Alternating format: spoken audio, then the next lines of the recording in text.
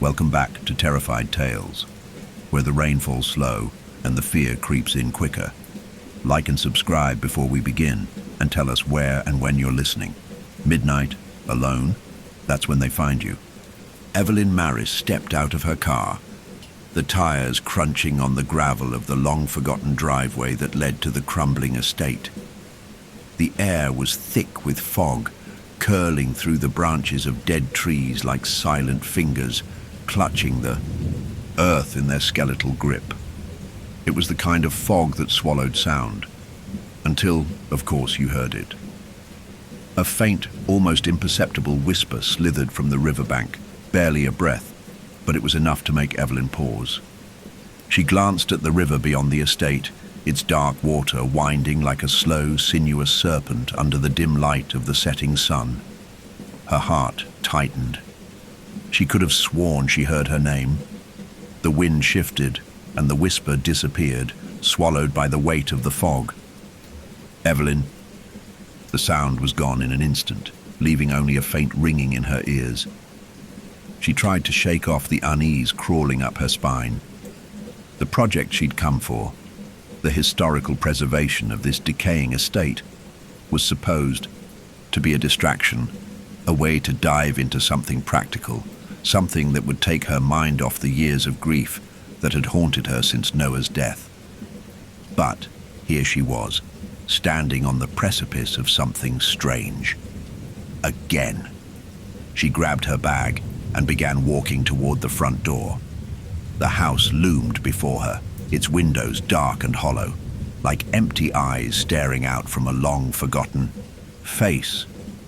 The place was colder than she expected, a shiver slipping through her limbs as she crossed the threshold. Inside, the air was stale, the dust of abandonment heavy on every surface. The walls were lined with old, rotting portraits of people she would never know, their faces frozen in time. A clock ticked softly in the corner, its hands frozen at midnight. Everything about this place felt wrong. The whispers were still there, but now they seemed muffled, as if coming from behind the walls. She couldn't be sure. She had to focus. She had a job to do. But that voice... Her heart raced as she moved deeper into the mansion, her footsteps echoing on the cracked marble floors. It was a maze of rooms and long hallways, each one leading to another forgotten chamber or empty parlor.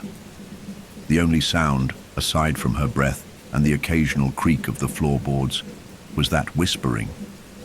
It grew louder, more insistent with each step, and Evelyn found herself following the sound, drawn to its source like a moth to a flame. The house seemed to be alive, breathing with the same uneven pulse as her own anxious heart. Stop. Her breath caught. The voice was clearer now, unmistakably real, like it was right beside her. She froze in place, looking around, trying to spot the source. Nothing. The walls were still. The air remained thick and oppressive. It was the river, she realized. It was calling her. Her fingers trembled as she clutched her bag, staring toward the dark window that overlooked the water. Through the grime-covered glass, she could see the murky expanse stretching beyond the estate, the river curling and twisting in the mist. There was something there, something waiting in the depths, beckoning her. No. She shook her head, pushing the thought away. It was nothing. It was just the silence, the isolation of this forsaken place playing tricks on her mind. She had to focus. She couldn't afford to lose herself here, not again. Her phone buzzed in her pocket, cutting through the tension in the air. Evelyn pulled it out, grateful for the distraction. It was a text from Liam, the lead historian of the project. "Are you there yet? I'll meet you in the library in an hour. The records are waiting." She sighed, tapping out a quick response. "On my way. This place feels like it's been abandoned forever." She glanced back at the empty hallway, the shadows creeping along the edges, and hurried toward the library, hoping the history books would ground her, pull her back from the edge of something darker than she was prepared for. But as she walked, The whisper returned, louder now, carrying through the walls as though it had followed her. Evelyn. The sound of her name, calling her closer to the river. She didn't stop. She couldn't stop. Not yet. Evelyn entered the library, her footsteps muffled on the worn carpet. The room was large and imposing, with towering shelves of ancient books stretching up to the ceiling, their spines cracked and curling with age. The musty scent of old paper hung in the air, mixing with the faint mildew that seemed to seep from every corner of the decaying mansion. The silence was almost unbearable, broken only by the soft hum of the overhead light. A large oak desk sat in the center of the room, scattered with loose papers, maps, and forgotten records. As Evelyn approached, she noticed Liam Darcy bent over the desk, scribbling something in a notebook, his sharp features illuminated by the flickering light. Liam looked up as she entered, his pale blue eyes meeting hers with a mixture of curiosity and mild annoyance. "You're late," he said, his voice dry but his tone lacking any real reproach. Evelyn offered a half smile. "I got lost in the house. It feels like it's a maze." Liam's gaze flickered toward the window, and for a brief moment Evelyn thought she saw a flicker of unease in his expression. He quickly masked it with a tight smile. "It's easy to get turned around. This place is ancient." She set her bag down on the desk, her eyes scanning the pile of documents. "So, what's all this?" Liam sighed, rubbing the back of his neck. "It's the history of Carver's Hollow. The old estate was once owned by the Lacey family, big landowners from the early 1800s. Their entire fortune was tied to the river. They believed the land was cursed, of course, but it's mostly superstitions." Evelyn raised an eyebrow, feeling a strange sense of déjà vu. "Superstitions? Like what?" Liam picked up a journal from the desk and flipped it open. There are mentions of strange rituals, sacrifices to the river, and whispers about a silent hour, an event that supposedly occurs once a year. When the clock strikes midnight, the river's voice becomes louder, almost like it's calling out to people. Some claim to have heard their names whispered from the water. Evelyn's pulse quickened. She wasn't sure if it was the mention of the river or something else, but the hair on the back of her neck stood up. She hadn't told Liam about the whispers, but hearing them from him made it all feel too real. "You're saying people still believe in that?" "Not anymore. The Laceys fled after the last tragedy. One of their own children drowned in the river during the last silent hour. The town tried to move on, but there's always a lingering sense that something is wrong. With the water, it's unsettling to say the least." The air seemed to thicken around her, and Evelyn instinctively glanced toward the window again. The river lay just beyond the estate grounds, dark and undisturbed, the mist rolling off its surface like an endless fog. The thought of the river calling her like it had in the hallway earlier gnawed at her insides. "It sounds like folklore," she said, her voice firmer than she felt. "A lot of towns have stories like that." Liam nodded, but his gaze was distant, almost wary. "True. But there are records, diaries, letters from those who lived here. They mention the river's influence on the people. How, every year, someone disappears during the silent hour. Sometimes it's a child, sometimes an adult. No one ever talks about it openly, but there's always a missing person in the aftermath." Evelyn's breath hitched, her throat tightening. The thought of someone disappearing, drowned by the river, consumed by whatever force lived in its depths, felt too close to her own trauma. Her brother, Noah. She pushed the thought away, focusing instead on Liam's words. But why would they still stay? Why didn't they leave? "Fear, I suppose," Liam said, his voice quieter now, as if the subject made him uncomfortable. He tapped the journal nervously. "Some people believe the river has a claim over the town. It's more than just a waterway. It's a force that controls the people who live here. And once you're part of Carver's Hollow, It's hard to leave. Evelyn felt a shiver run through her, her mind returning to the whispers that had haunted her every step since her arrival. The soft calls like someone beckoning her toward the river. Was it all connected? Was the town's curse somehow reaching out to her too? Liam must have sensed her unease. He closed the journal and gave her a measured look. "You don't buy any of this, do you?" "I don't know what to believe," Evelyn admitted, her voice low. "It's just strange. The whispers. I keep hearing them like they're calling me. And I keep thinking it's my brother, like he's trying to tell me something." Liam paused. His blue eyes softened with something like pity, though it was quickly masked by a forced smile. "You're probably just stressed, Evelyn. You've been through a lot. But listen, I'm not going to pretend there isn't something off about this place. But it's more psychological than supernatural.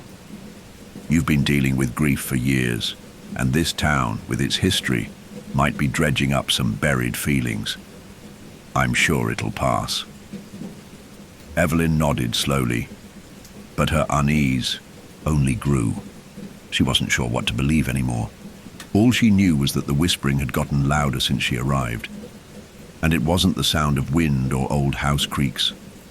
It was something else, something persistent, that lingered in her mind like a shadow she couldn't shake. "Maybe," she said quietly, her fingers brushing the edge of the journal. "But I can't shake the feeling that something's waiting for me here." Liam gave her a reassuring smile, but it didn't reach his eyes.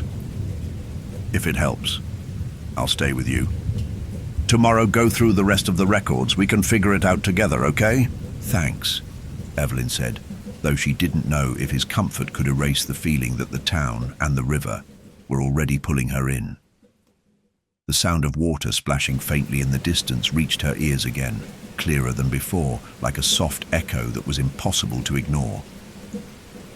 The night wrapped itself around Carver's Hollow like a thick, suffocating blanket. The mist rolled in heavier now, clinging to the trees and winding its way through the abandoned estate, obscuring everything in its path. The house was eerily quiet. No creaks in the floorboards. No wind howling through the cracks in the walls. Only the silence, broken by the faint, almost imperceptible whispers that had been following Evelyn since her arrival. She sat by the window, in the library, staring out at the dark river below. Its surface was smooth, eerily still, like glass that had frozen in time. Yet the whispering, that soft, insistent murmur, seemed to come from the water itself. It sounded as if someone, something, was calling her. She shivered, tugging the blanket she'd draped over her shoulders tighter around her body, trying to chase away the chill that had crept into her bones. The river was alive. That's what it felt like. Her phone buzzed again. A message from Liam. "I know this is strange, but I just looked up the original Lacey family records. The town's curse isn't just superstition. There's something to it. We need to go deeper into the archives tomorrow, if you feel up to it." Evelyn didn't respond. Immediately, she had no interest in talking about the curse, not right now. Instead, she stared out into the fog, her eyes narrowing as something caught her attention. A shape, far away across the river. It wasn't clear at first, just a shadow drifting along the water's edge. Then it moved. Her breath hitched in her chest. The figure appeared again, moving slowly toward the water. It was tall, unnaturally tall, too tall. It glided with an unsettling, deliberate pace, as though it were part of the river itself. A shadow among shadows. Evelyn blinked, and when she opened her eyes again, the figure was gone. But the whispers were louder now, as if they were filling the entire room. "Evelyn." She leaned forward, pressing her forehead against the glass, the cold seeping through the thin layer of fabric. Her pulse quickened. This time it wasn't her imagination. She had heard it, Her name clearly, unmistakably, floating on the current of the river. The same voice from before, but sharper, more urgent. She stood up, her hands trembling as she pulled open the library door. The air outside was thick, heavy with moisture. The path leading down to the riverbank was barely visible, swallowed by the thick fog. She hesitated, her heart hammering in her chest. Maybe it was nothing. Maybe it was just the isolation of the place, the house, the town. Maybe the pressure of the project was getting to her and her mind was playing tricks. But the river called to her, and something inside her told her that this wasn't a trick. It was real. Before she could stop herself, Evelyn found her feet moving, carrying her toward the back door and into the night. The cold fog wrapped around her like a shroud, and the path beneath her feet felt uneven, as though the earth itself was shifting. She passed the tall, broken columns of the old estate, the remnants of some forgotten grandeur, their jagged edges peering out of the mist. The air grew denser the closer she got to the river. The whispers surged in volume, now a chorus of voices, indistinguishable, overlapping, all calling her name. Evelyn. A sharp intake of breath. The sound felt closer now, like it was right beside her, just beyond the veil of fog. She stumbled forward, eyes wide, searching for the source of the voice, but there was nothing in the thick mist. The water, however, was darker now, the surface rippling slightly, as if something beneath the surface was moving, something large. The river. The same river that had claimed so many before her. The same river that had taken Noah. Her throat tightened, a painful knot of grief and guilt closing around her chest. She had been here for hours, trying to focus on the task at hand, trying to ignore the nagging sense of dread. But it all came rushing back now, the last time she'd been near water, the last time she had heard Noah's voice. She had been so close, but she hadn't been able to save him. She had been too far away, too distant, too lost in her own world to notice. Her legs shook as she took another step toward the water. The whispers came faster now, frantic. The air seemed to vibrate, humming with a strange energy, like the world was on the cusp of shifting. She stopped, at the edge of the river, staring at the water as it flowed endlessly, dragging the mist in its wake. The whispers filled her head, drowning out all thought. The voice from before, Noah's voice, called to her again, louder now. Evelyn, come closer. Her breath caught in her throat as the mist began to shift, revealing the faint outline of a figure standing in the distance. The same tall, shadowy shape. But this time, there was something more. Something about the figure that made Evelyn's heart freeze. It wasn't just a shadow anymore. It was a person, or something pretending to be one. The silhouette of a child standing at the water's edge, staring into the depths. Noah? Her chest tightened painfully, her fingers numb as she reached for the figure, her feet carrying her forward. Evelyn. The voice echoed, but now it sounded different, faint, distant, as if it were being carried away on the river. Before she could get closer, before she could touch him, the figure dissolved into the mist, vanishing as quickly as it had appeared. The whispering stopped abruptly, leaving a profound silence in its wake. Evelyn stood there, the air heavy around her, her heart pounding as she fought to catch her breath. She had seen something, she was sure of it. But what? The river flowed on, its surface undisturbed, as if nothing had happened at all. Evelyn, the voice whispered again, just a breath against her ear. And then the river's call grew distant. The chill in her bones deepened, but Evelyn could not tear herself away from the water. She stood there, rooted in place, until the fog swallowed her whole. Evelyn barely slept that night. She had sat in the library for hours, staring at the pages of the old records, her mind swimming with fragmented memories and disturbing images of the river. The whispers still lingered in her ears, echoing through the silence of the estate. Every time she closed her eyes, she could hear Noah's voice, soft, insistent, calling to her from the water.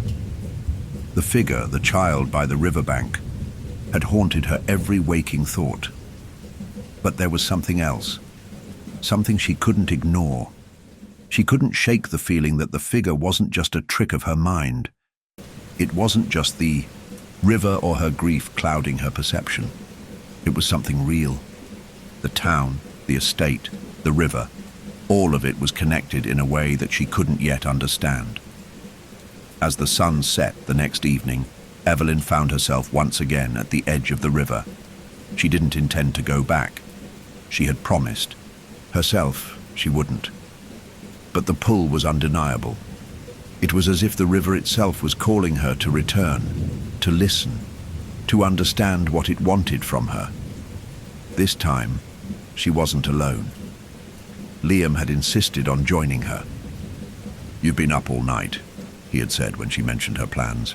"You're not thinking clearly. Let's just go back inside and talk about this. You don't need to be out here alone." But Evelyn knew the truth. She couldn't keep running from this place, from the whispers that clawed at her mind. The house, the town, the river, it all had a purpose, a reason for drawing her back here, and she needed to understand why. They walked down the worn path, Liam at her side, his face tense with concern. He had been quiet for most of the day, his gaze lingering on Evelyn every time she seemed lost in thought. He had to know something was wrong. "Evelyn," Liam said, breaking the silence as they neared the water's edge. "You've been hearing these voices, this whispering, but I think you're just exhausted. You need to rest. We can go back to the house, take a break, and—" "No." Evelyn's voice was firm, cutting through the thick fog that hung over the river like a shroud. "I need to be here. There's something I have to figure out." Liam hesitated, clearly torn. "What exactly do you think you're going to find out here? It's just a river. It's a place where people have drowned, sure, but you can't let that pull you in. You're not the only one who's suffered loss, Evelyn." She stopped, walking, her gaze fixed on the water, her throat tightening. "You don't understand," she whispered, the words almost lost in the sound of the river's gentle flow. "I can't stop hearing it. The voice. It's not just the town or the river. It's my brother. I thought I could leave it behind. But now it feels like I'm hearing him again, like he's still here." Liam stood a few paces behind her, watching her carefully, but he didn't respond right away. Evelyn's heart pounded as the familiar pull of the river grew stronger. It was almost as if it was waiting for her to make a decision, to step closer. The last time she had stood at the water's edge, the figure of a child had appeared. Noah's ghost, she had thought, reaching for her. But tonight, there was nothing. The river was eerily still, the fog thickening around them like a cloak. "I'm sorry," Evelyn said, her voice breaking. "I thought I could let go of him, but I can't. I never should have left him that day. He called to me and I wasn't there." Liam took a step toward her, his voice gentle. "Evelyn, you can't keep blaming yourself for what happened to him. It wasn't your fault." The words hit her like a slap. She whipped around, her eyes wild with unshed tears. "You don't get it. You weren't there. You didn't see how helpless I was, how he was right there and I couldn't save him." Her voice faltered, and she took a shaky breath, trying to regain control. "Every day, I think about what I could have done differently. Every moment, I should have been there. I could have saved him." The floodgates opened, and Evelyn's tears flowed freely, the weight of her grief crashing over her like the river's cold, unforgiving current. She sank to her knees, hands pressed to the damp earth, sobbing uncontrollably. "I should have been there," she repeated, her voice barely more than a whisper. Liam knelt beside her, his hand awkwardly placed on her shoulder.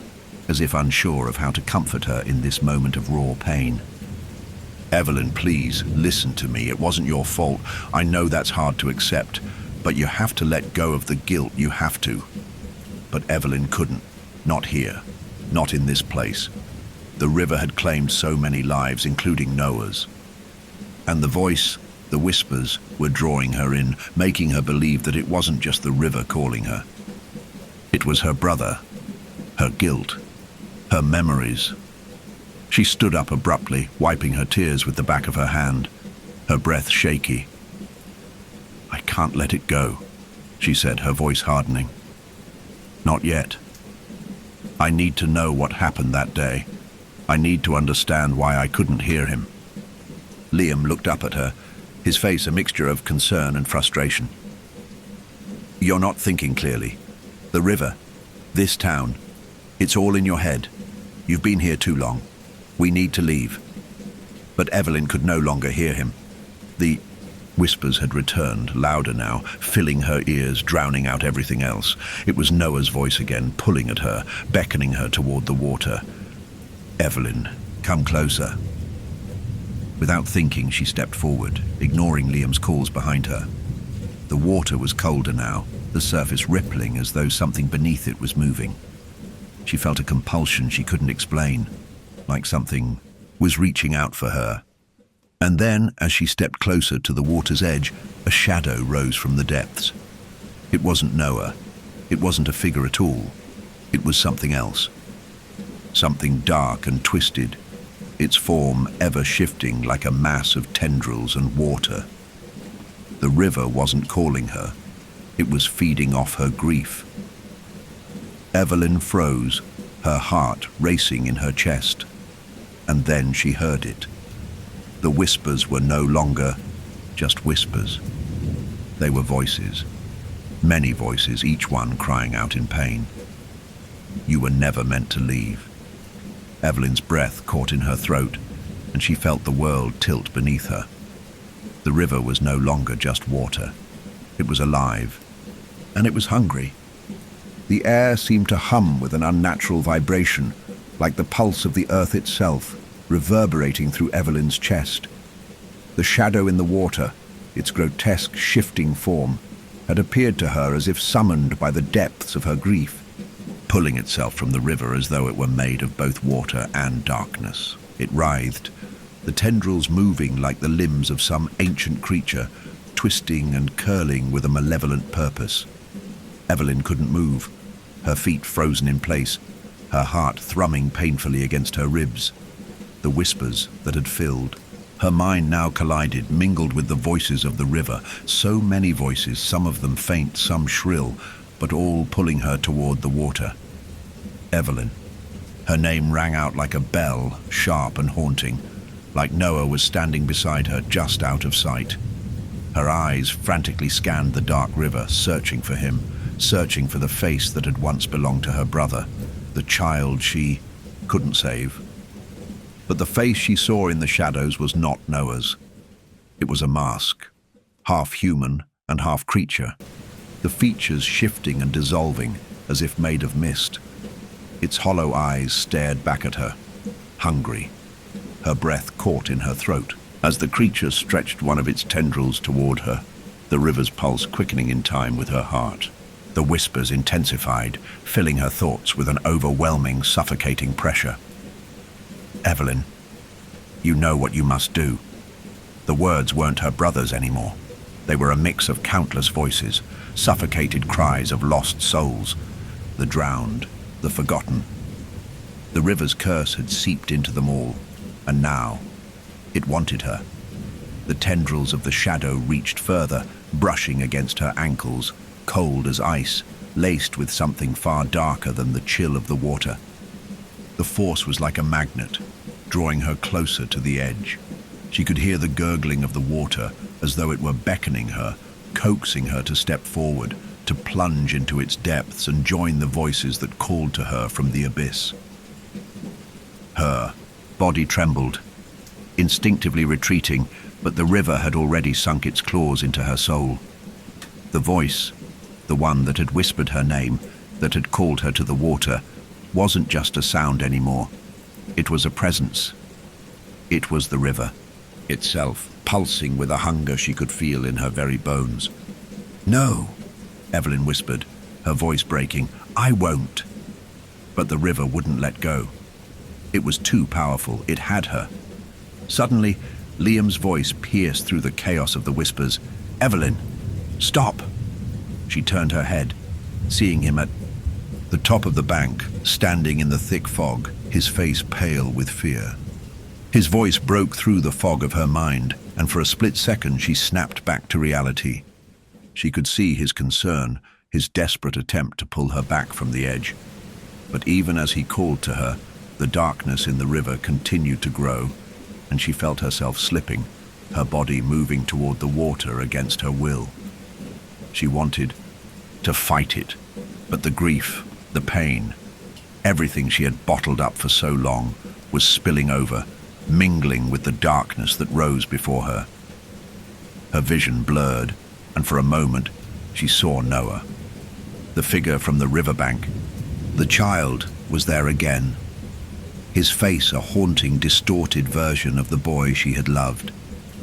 He was reaching out to her with arms that seemed too long, his mouth open in a silent scream. His eyes, once innocent, were filled with the same emptiness she had seen in the shadow in the water. Noah's voice rang in her ears, but it wasn't a call for help. It wasn't a plea for her to save him. It was a command. "Come closer." She tried to scream, to move, to tear herself away from the river's grip, but her feet felt as though they were cemented into the earth. She could no longer feel the solid ground beneath her. All she could feel was the cold, damp tendril wrapping around her leg, pulling her toward the water's edge. The voices that filled her mind now screamed in agony, blending with the sound of rushing water, the guilt, the terror, the need to know, to make it right. It was all consuming. "Evelyn, no!" Liam shouted again, but his voice was fading, drowned out by the surge of the river. The moment she stepped closer, the water surged upward, an explosion of dark waves crashing against her. She gasped, her heart pounding in her chest as she felt the icy tendrils wrap tighter around her body, pulling her under. The whispers filled her ears, louder than ever, and Noah's distorted face stared back at her through the surface of the water. She reached out, instinctively, but the river swallowed her hand as if to claim her forever. And then, everything went silent. The world went dark, and for a fleeting second, Evelyn felt weightless, like she was drifting, floating in an endless void, far from the river, far from the house, far from everything. But as the darkness deepened, she realized she wasn't alone. A voice, softer now, emerged from the silence. "You should have listened." It was Noah's voice, but not as she remembered it. It was cold, empty, hollow. The shadow in the water whispered once more. "You were never meant to leave." Evelyn's world tilted. The darkness that had once felt like safety now felt suffocating, and she realized she was still tethered to the world, to her past, and the river still had her. Evelyn's breath came in ragged gasps as the world slowly came back into focus. The fog, the whispers, the shadow in the water. They all felt so real, so close. And yet, when she opened her eyes, she was no longer standing at the river's edge, consumed by the cold, dark depths. The cold was still there, the weight of the river's call still pressing against her chest. But now, she was somewhere else. She was back in the mansion. The faint scent of mildew, of old paper and dust, clung to the air, the familiar feeling of the house's oppressive stillness surrounding her. But something had changed. The oppressive atmosphere seemed heavier, thicker, as though the house itself had come alive with a purpose. Evelyn sat up, disoriented, her hands trembling as she pushed herself off the floor. The remnants of the fog seemed to cling to her skin, like an aftertaste she couldn't wash away. For a moment she thought she had dreamed it all, the figure in the water, the voices, the pull of the river. But the remnants of the whispers, still echoing in her mind, told her that it had been real. She was not alone. Her gaze shifted to the dim hallway that stretched before her. The soft light of a lantern flickered from the far end of the corridor, casting long, distorted shadows against the walls. Her heart pounded as she stood, her body shaking from the lingering cold, and moved toward the hallway. The house felt different now, as if the walls were closing in on her. The whispers that had once seemed distant were now right behind her, filling her ears with the sound of 100 voices, all murmuring in an incoherent chorus. She covered her ears, but it did no good. The sound was inside her head, echoing with the same dark, hollow tone. As Evelyn stepped into the hall, she caught sight of something at the far end, a doorway that she had never noticed before. It was small, hidden behind a stack of old crates and rotting furniture tucked away in the shadows. It was a door she had passed by countless times before, but now it beckoned to her, like a secret waiting to be uncovered. Her instincts screamed at her to turn away, but something deeper, something that tied her to the river, to the house, to the curse, pushed her forward. She had to know. She had to understand. She moved toward the hidden door, her breath shallow, her heart racing. The whispers grew louder, with every step, an almost unbearable crescendo that gnawed at her thoughts. She reached for the doorknob, her hand trembling, and pushed the door open. Beyond it lay a room untouched by time, its contents thick with dust and neglect. But there was something else, something darker about this room. The air felt colder, as if the temperature had dropped several degrees in an instant, and in the corner, in the shadows of the room, something glinted. A large, ornate mirror stood against the far wall, its frame gilded with faded gold. It seemed out of place in the dilapidated room, like it had been carefully preserved for a reason. Evelyn stepped closer, drawn to it by an unspoken force. As she peered into the glass, she didn't see her reflection. Instead, she saw the river, the dark, rippling surface of the water, its black depths swirling as though something was moving beneath it. The surface shimmered, and Evelyn's heart leapt into her throat as she saw Noah, her brother, his face distorted and pale, his eyes wide and unseeing. No, it wasn't him. It couldn't be. The reflection changed, the image warping as if the mirror was pulling her into it. A darkness grew within the glass, swirling and twisting like a living thing. Evelyn gasped and stumbled back, her hand pressing against the edge of the doorframe as she fought to regain her balance. The whispers in her mind became louder, now fully intertwined with the vision in the mirror. Noah's distorted face, his eyes pleading, stared back at her. "Come closer," the voice echoed in her mind. "You know you must." Evelyn's pulse thundered in her ears. The mirror, like the river, was pulling her in. The same dark force that had haunted her from the very moment she arrived in Carver's Hollow was now right before her, staring back from the reflection. She could feel the pull of the water, the river's hunger. She couldn't look away. Her hand reached for the mirror, trembling as it hovered just above the glass. The sensation was overwhelming, like a magnet drawing her in. She could almost feel the cold surface of the water, the currents, the pull of something far darker than the river itself. "Evelyn." The voice now sounded like a plea, but it wasn't Noah anymore. It was the river itself, reaching through the mirror, trying to claim her. A sudden, violent crack echoed through the room, and Evelyn recoiled, her eyes wide with terror. The mirror shattered in front of her, the shards scattering across the floor, each piece reflecting fragments of her distorted face, the haunting image of the water, and Noah's eyes staring back from the depths. The glass was no longer intact, but the vision remained. The whispers were still there, now louder, as if the mirror had opened a gateway to something far darker than she had imagined. Suddenly, the floor beneath her feet groaned with an unnatural sound, and the walls seemed to bend as though the house itself was shifting, pulling her toward something. Evelyn stepped back, her hand clutching her chest as the weight of the house seemed to press in on her. The shadows in the room deepened, and Evelyn realized that the mirror wasn't the only thing that had changed. There was something else in the room, something in the darkness, waiting. And the river's call? It was stronger now, closer. The house, the mirror, the river, they were all one, and Evelyn was trapped in the middle, drawn to the very thing she had tried so desperately to escape. The glass shards crunched beneath Evelyn's boots as she stepped back from the shattered mirror, her heart racing in her chest.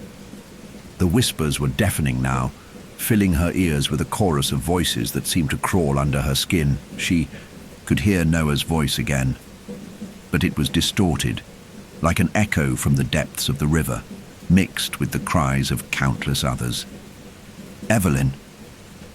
Her breath hitched in her throat as she turned, her pulse quickening.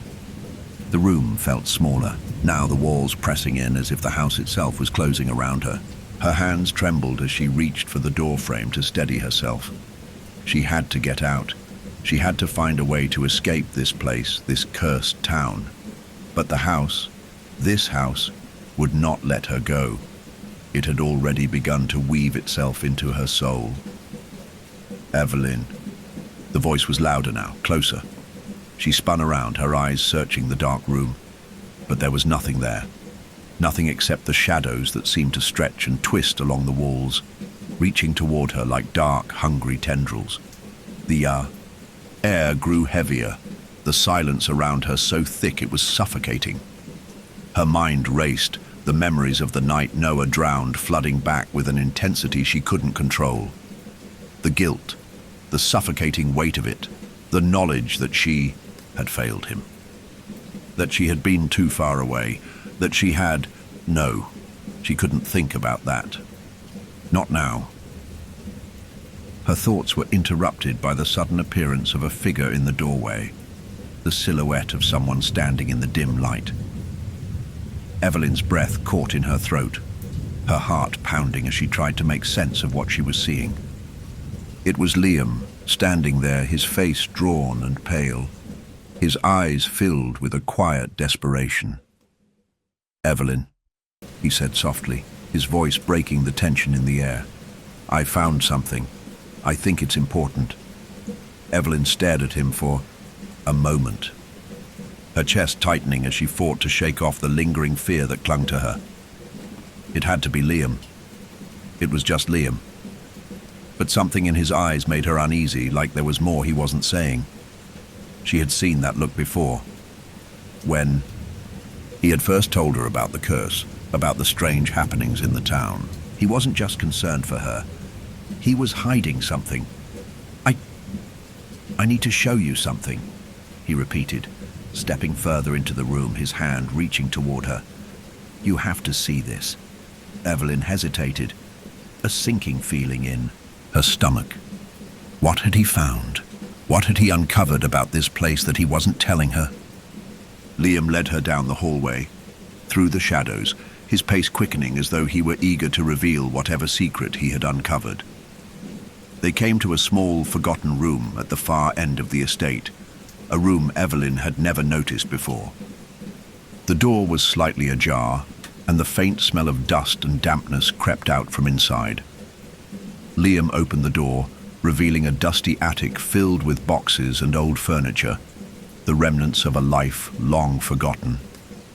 In the center of the room, on a weathered table, lay a collection of papers, old journals, and a large yellowed map.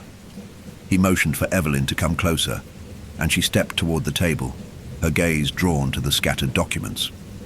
"Look," Liam said, his voice tight with urgency. "These are the journals of the original Lacey family. They detail everything about the river, the curse, and the rituals they performed to keep it at bay." Evelyn leaned over the table, her eyes scanning the faded pages. The writing was difficult to read, the ink blurred by age, but the words still held a certain power. She could feel the weight of them pressing on her chest as she read the first few lines. The river must be appeased. A child must be chosen. The silent hour must come again. She recoiled, her breath catching in her throat. She had read something similar in the diary at the estate, references to a ritual, a sacrifice to the river god. But this was different. This wasn't folklore. It wasn't superstition. It was a record of the town's dark past. Liam leaned closer, pointing to another passage. The sacrifices weren't just about appeasing the river. They were also about control. The Lacys believed that as long as they kept feeding the river, it would grant them power, control over time, over the land, even over life itself. Evelyn's stomach twisted. It was all connected. The river, the town, the people who had lived here. And now, it was coming for her. It wasn't just her guilt that had brought her back here. It was the river. The curse had waited for her, drawn her in, just like it had drawn in so many before her. She flipped through the journals, her hands shaking as she scanned the pages. Her mind reeled as she pieced together the horrifying truth. The Lacey family had not just performed the rituals to appease the river. They had used them to trap people, to manipulate fate, to bind souls to the water. And in the last entry, one final sentence stood out: "The river claims those who cannot be redeemed."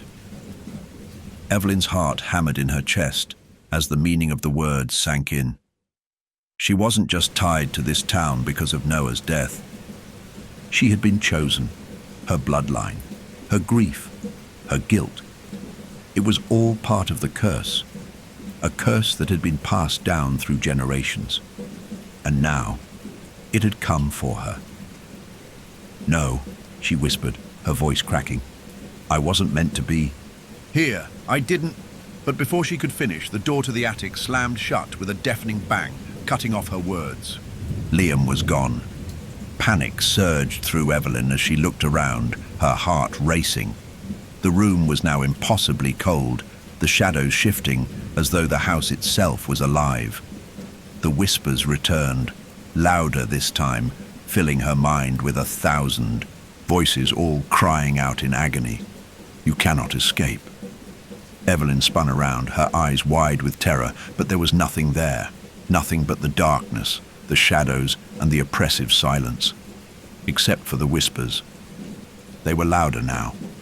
Closer, she wasn't alone. Evelyn stood frozen, her breath catching in her throat as the cold air thickened around her. The attic had become a prison, the walls closing in with an unnatural pressure, the shadows twisting like living things. The whispers had grown deafening, filling her mind with 1,000 voices, each one drowning out the last. The words were no longer unintelligible, they were clear, unmistakable. "Evelyn, come closer, come to the river." Her pulse thundered in her ears, her heart racing as if it were trying to break free from her chest. She spun toward the door, her hand outstretched, only to find that it was now sealed tight, the wooden frame locked in place. There was no way out. The only way was forward, deeper into the unknown, deeper into the house's twisted heart. She took a step back, feeling the floorboards creak underfoot as if the house were shifting beneath her, responding to her every movement. The shadows that had clung to the corners of the room now swirled around her, gathering like smoke. They reached for her, stretching and grasping like hands eager to pull her into the dark. "Evelyn!" The voice again, clearer this time, a low, guttural whisper that scraped against her bones. It was Noah's voice, but twisted, like a memory she could no longer recognize. His voice had been sweet once, full of warmth and laughter. But now it was hollow, distorted, empty. "Evelyn, it's time to come home." Her chest tightened, as the words echoed in her mind. Home. The word itself seemed to crack open the door to something she had buried deep within herself. The memories, the images of the night Noah drowned flashed before her eyes, his face, the panic in his eyes. As he reached out to her, the cold water pulling him under, her own screams, her own helplessness. She had failed him. She hadn't been there. She hadn't been able to save him. And now, the river was calling to her, the same river that had taken him. The whispers rose again, louder, urgent. Come closer. Evelyn, come to the water. The sound was maddening, filling every inch of the room, every corner of her mind.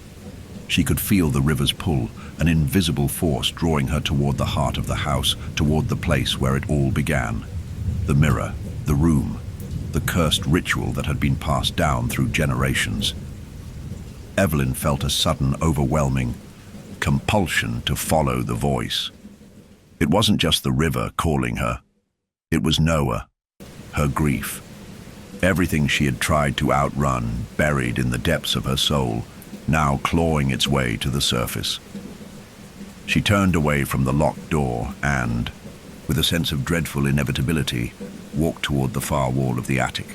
The shadows seemed to part, revealing a hidden doorway, one she hadn't seen before. It was as though the house itself had opened the way for her, drawn her into its labyrinth of secrets. The doorway led down a narrow staircase, deeper into the house, where the darkness seemed to thicken with every step. The air grew colder, the whispers more insistent.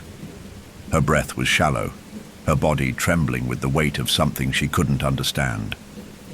The house was alive, and it was guiding her, pushing her toward something, or someone, she could no longer deny. At the bottom of the stairs, she stepped into a long, narrow corridor. The walls were lined with portraits, faded, cracked images of the Lacey family, their faces cold, their eyes hollow. It was as if they were watching her, waiting. As she walked past them, her heart quickened. The paintings seemed to move, shifting ever so slightly, their gazes following her every step. She reached the end of the corridor, where another door stood, this one ajar, revealing a small room bathed in dim light. As she stepped inside, the whispers grew unbearable, swirling around her, filling the space with a cloying presence. And there, in the center of the room, was a large stone basin, etched with ancient symbols, worn and cracked with age. It was filled with water, but the surface was still, its depths impossible to see. The room felt suffocating, the air thick with the smell of damp earth and decay. The whispers were now a cacophony of voices, all calling her name, urging her to step forward to look into the basin. She moved closer, her feet carrying her against her will. The shadows seemed to stretch toward her, and the basin's surface shimmered with an eerie glow. Her reflection in the water was distorted, like a broken mirror, fractured and twisted. But there, beneath the surface, she saw it. The same dark shape that had haunted her in the river, the same shadowy figure that had risen from the depths. It loomed in the water, its form undulating as if it were alive. Noah's face, pale, distorted, and unrecognizable, emerged from the depths of the water, his eyes wide and unseeing, his mouth open in a silent scream. Come closer. The Esau voice called again, this time a command. You have to finish it. You have to bring us back. Her hand trembled as she reached toward the water. The whispers swirled around her, growing louder, more frantic. The air seemed to vibrate with the pull of the river, the pull of the curse.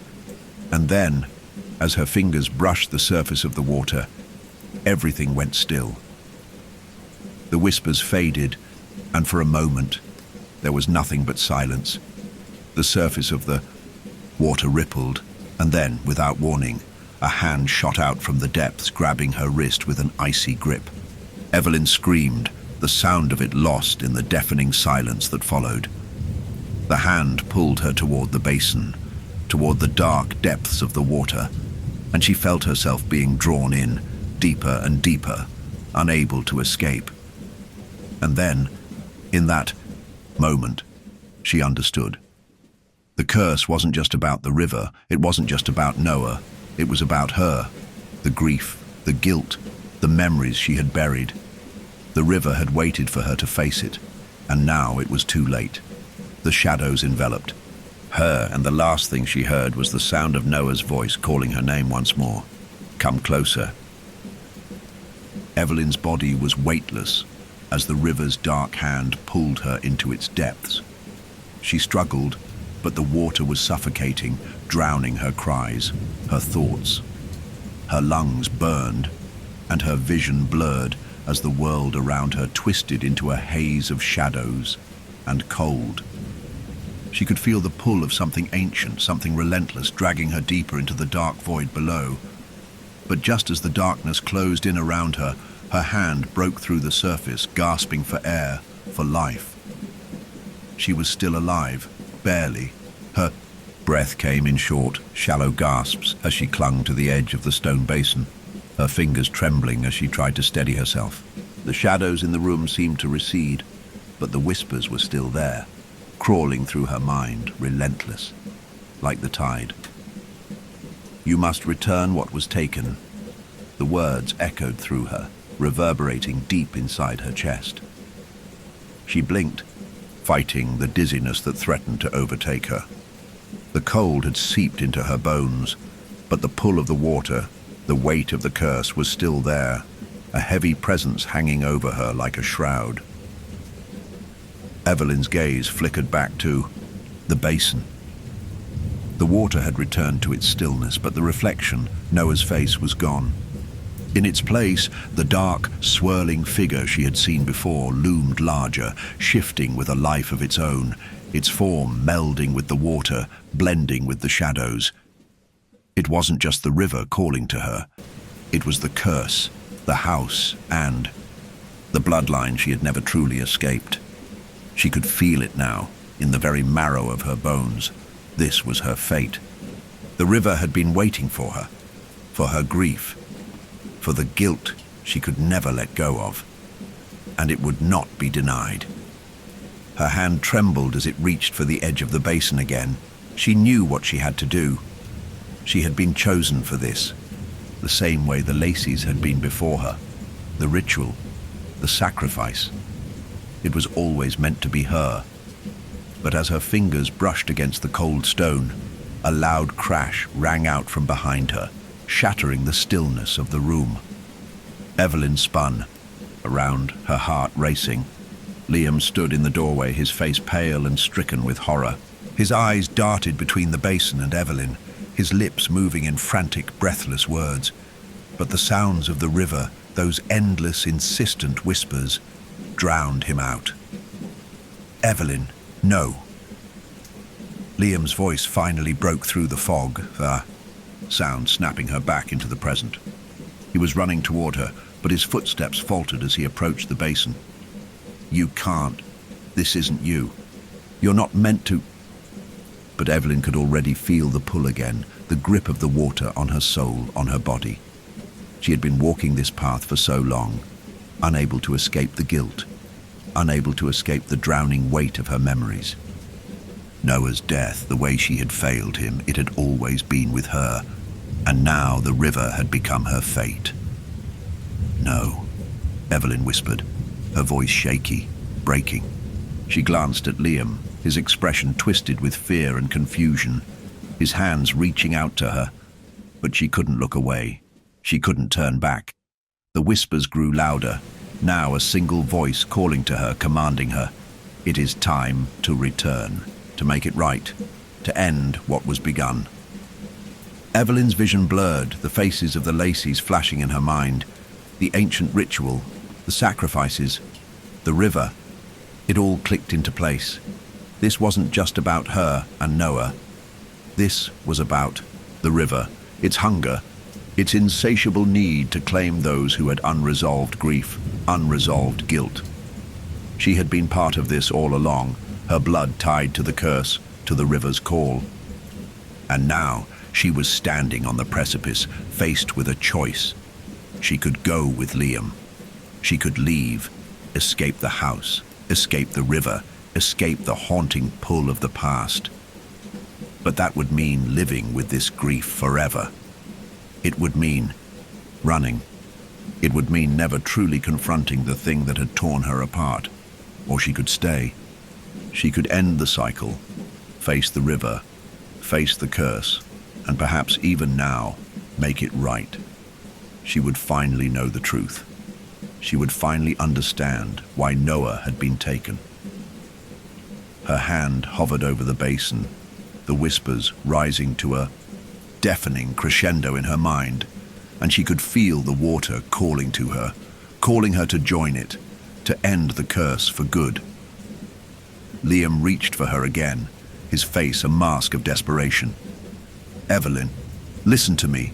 The curse isn't real. You don't have to do this. You don't have to let it take you." But Evelyn knew the truth. The curse was real. It had always been real. It had been waiting for her to step into its grasp. The river didn't care about reason or logic. It cared about guilt, about loss, about those who could never forgive themselves. With a final breath, Evelyn let go of her fear. She stepped closer to the basin, feeling the cold water lick at her fingers, knowing this was what she had to do. The river would have her, whether she fought or surrendered. It had taken Noah. It had taken so many others before her. And now, it would claim her. Liam's scream echoed behind her as she stepped into the water. The darkness enveloped her, and the world went silent. The river had claimed its next soul. Evelyn was submerged in darkness, the cool, crushing weight of the river pressing down on her as she drifted deeper into the void. It wasn't the suffocating kind of darkness she had feared. It was something far worse. It was quiet, too quiet. The whispers, the voices of the river, had stopped. There was no sound, except for the beat of her own heart. And even that seemed distant, muffled by the weight of the water surrounding her.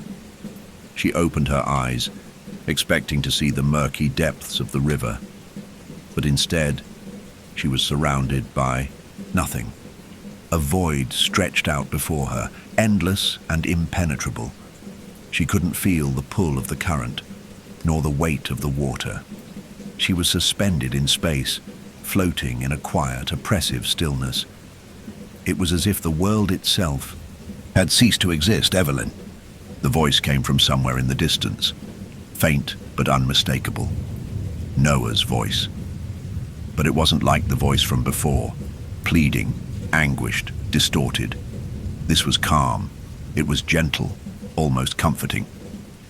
Evelyn's body tensed as the voice wrapped around her like a velvet blanket, pulling her thoughts toward a memory long buried.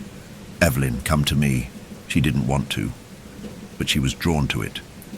The weight of the grief, the guilt, the endless torment of her brother's death, it was still there, pressing in on her chest. But now, it felt like a distant echo.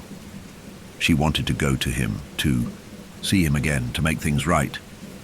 But as she reached out toward the voice, the fog in her mind cleared, and the truth began to surface. It wasn't Noah, not entirely. It was the river. It was the curse, reaching out to claim her, to bring her under its influence. The river had waited for so long for her grief to consume her. And now, it was offering her a way to end it, to bring peace. But the offer was a lie. Evelyn's heart raced as the memory of the house, the estate, flashed before her eyes. The journal, the mirror, the voices, and the ritual that bound the town and its people to the river. It was all one thing. The curse had never been about her brother's death. It had never been about forgiveness. It was a trap, a cycle that had to be completed. The river needed to consume the guilt, to feed off the souls of those who were lost. "You can end it, Evelyn," the voice urged again, softer now. You can be with me. You can end the curse for good. All you have to do is let go. Her heart pounded in her chest, a beat that echoed in the suffocating silence. The decision was clear now, but it was a decision no one should ever have to make. She could let the river take her, surrender to the curse, to the guilt, to the endless cycle of suffering. The darkness would finally take her, and maybe that would end it. She would be free. But what would that freedom mean? Would she ever truly be free? Or would she become just another lost soul in the river, another whisper in the current, doomed to feed the curse for eternity? Evelyn. The voice was so close now, like a breath against her ear. It wasn't Noah. It wasn't her brother. It was the river speaking through him. Evelyn, you've suffered enough. It's time to let go. But Evelyn didn't want peace like this, not like this. She wanted to reclaim the life that had been stolen from her, to reclaim the love and the hope that had been drowned in that terrible moment by the river's edge. Her eyes snapped open, the void around her flickering as reality bled back in. The shadows, the whispers, the water, they were all still there, but she was no longer consumed by them. She had a choice. She had always had a choice. She could choose to end the cycle. She could choose to fight back against the curse. She could choose to let the river have her, to let her memories and her grief consume her once more. Or she could take control. She could stand against the darkness, against the pull of the water, and break the cycle once and for all. Her eyes locked on. The shadowy figure that loomed before her, still distorted, still dark and haunting. Noah's face flickered. An illusion, a trick of the curse. She reached out, her hand trembling as she grasped the edge of her own fate. This was not her brother. This was the river, the curse, the thing that had claimed so many before her, and now it wanted to claim her. She closed her eyes, letting the weight of her decision settle in her chest. No. Evelyn took a step back, feeling the force of the river trying to pull her toward it. But she resisted. Her hands clenched into fists as she pushed against the current, her thoughts focused on the one thing she had never let herself truly face, her own grief. She wasn't going to let the river take her. She wasn't going to let it define her any longer. She could remember Noah. She could mourn him. She could hold on to the love she had for him, but she could not let that love drown her again. She could not let herself be consumed by the river. Evelyn, you cannot escape. The voice was louder now, more insistent, the river's pull growing stronger, but Evelyn stood firm. She could feel the weight of the curse, the weight of everything she had carried for so long, but it no longer had control over her. With a final, defiant breath, Evelyn turned away from the darkness and the river's pull. She was done. She was done running from her grief. Done letting the river define who she was. The world around her cracked, splintering as the shadows shattered. The pull of the water grew weaker, and she felt herself being lifted from the depths, pulled back toward the light. Evelyn wasn't sure what would happen next, whether the curse was broken, whether the river would release its grip, whether she would ever find peace. But she had made her choice. She had fought back against the darkness, and for the first time she felt like she could breathe again. She wasn't alone. She would find her way back. Evelyn awoke on the cold floor of the estate, her clothes damp, her body trembling with exhaustion. A beam of moonlight streamed in through a broken window, casting pale illumination across the attic's wooden beams and dust-choked air. The basin was gone. No, it had never been there. She bolted upright, heart slamming in her chest. Her lungs ached as though she'd nearly drowned, and her skin was streaked with a dark residue. Wet, but not with water. Her hands trembled as she looked down. Smears of something black and oily clung to her fingers. Something had touched her in that place. Under the house, under the river. She was no longer just Evelyn Maris, the grieving sister. The curse had marked her. It had let her go, but only just. Staggering to her feet, Evelyn glanced around the attic. The room had changed. Portraits of the Lacey family lined the walls now, dozens more than she remembered, each face cracked, with age but disturbingly lifelike. One near the corner caught her eye. A small girl, no older than 10, dressed in river white silk, stood beside a tall, severe man whose eyes had been scratched out. The girl's eyes seemed to follow her. Evelyn stepped closer, drawn in by the girl's expression, blank but not vacant. Beneath the glass, a name was etched in faded gold. Margaret Lacey, drowned. Age 9. Evelyn reeled back. Her foot struck a trunk she hadn't noticed before. The lid, already unlatched, creaked open at the touch. Inside lay a child's dress, soaked through with black mold and stained dark at the hem. Folded beside it, a brittle page torn from an old ledger smudged with ink and rot. She pulled it free with shaking fingers and read. The girl did not scream. She walked willingly to the stream. The hour struck. We gave her over. But the voices grew louder.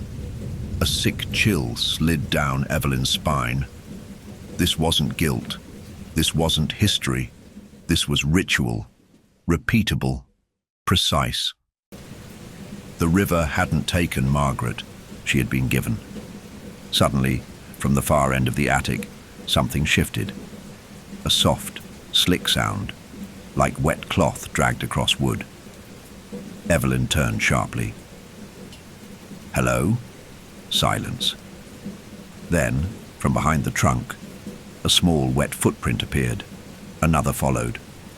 The wood beneath it groaned, darkening as if soaked through by invisible water. Evelyn backed away slowly, her breath caught. From the shadows emerged the girl, Margaret. Her dress was still sodden, trailing behind her like kelp. Her skin was pale and soft, as if carved from river clay, and her eyes were wide and black, filled with a depthless void. Evelyn couldn't move. She wasn't afraid. Not yet. Not exactly. There was something mesmerizing in the girl's gaze. Something that spoke of unbearable sorrow. The drowned girl stopped just feet away, her small frame trembling. Evelyn whispered, "What do you want?" Margaret tilted her head slightly. Then, in a voice that sounded like water bubbling through, "A grave," she spoke. "You weren't the first, but you can be the last." Before Evelyn could respond, the girl turned and walked backward into the wall, through it, as though the house itself had swallowed her whole. Evelyn stood alone in the attic again, but the air had changed. The river's presence was no longer distant. It was here, inside the walls. And as she stepped back toward the center of the room, she noticed something new etched into the floor beneath, where the basin had once stood. 5 words, burned deep into the wood. Return what the river remembers. The silence that followed was not empty. It waited. Still here? Brave. Or maybe you just like the feeling of being watched. Like, subscribe, and drop your time and location in the comments, so we know who's still out there. Now breathe slow. The worst is coming. Morning never truly arrived in Carver's Hollow. When the sun rose, it brought only a sickly grey light that seeped through the fog like an old bruise spreading across the sky. Evelyn stood at the edge of the riverbank, staring into the slow, black current as it slid past like oil. The air was cold and wet, full of a metallic tang that hadn't been there the day before. Behind her, the estate loomed silent and still, but she knew now it had eyes. It breathed, it watched. The words in the attic haunted her. Return what the river remembers. She didn't understand them fully, not yet, but something inside her knew the truth was close. Margaret Lacey, The ritual, the flood of voices in the basin. The drowned girl had spoken clearly. You can be the last. Evelyn crouched by the river's edge. Her reflection stared back, warped by the ripples. She expected her face to look hollow, aged, consumed by the haunting, but what she saw instead turned her stomach. Noah. His face emerged beside hers in the water, briefly, flickering, mouth slightly open as if whispering something just out of earshot. She gasped and leaned closer, heart pounding. "Noah?" she whispered. But the reflection shifted. The face staring back at her now wasn't Noah's. It was Margaret's. Her hollow black eyes blinked once, and then the river began to bleed. A thin line of red curled beneath the surface like a thread, unraveling.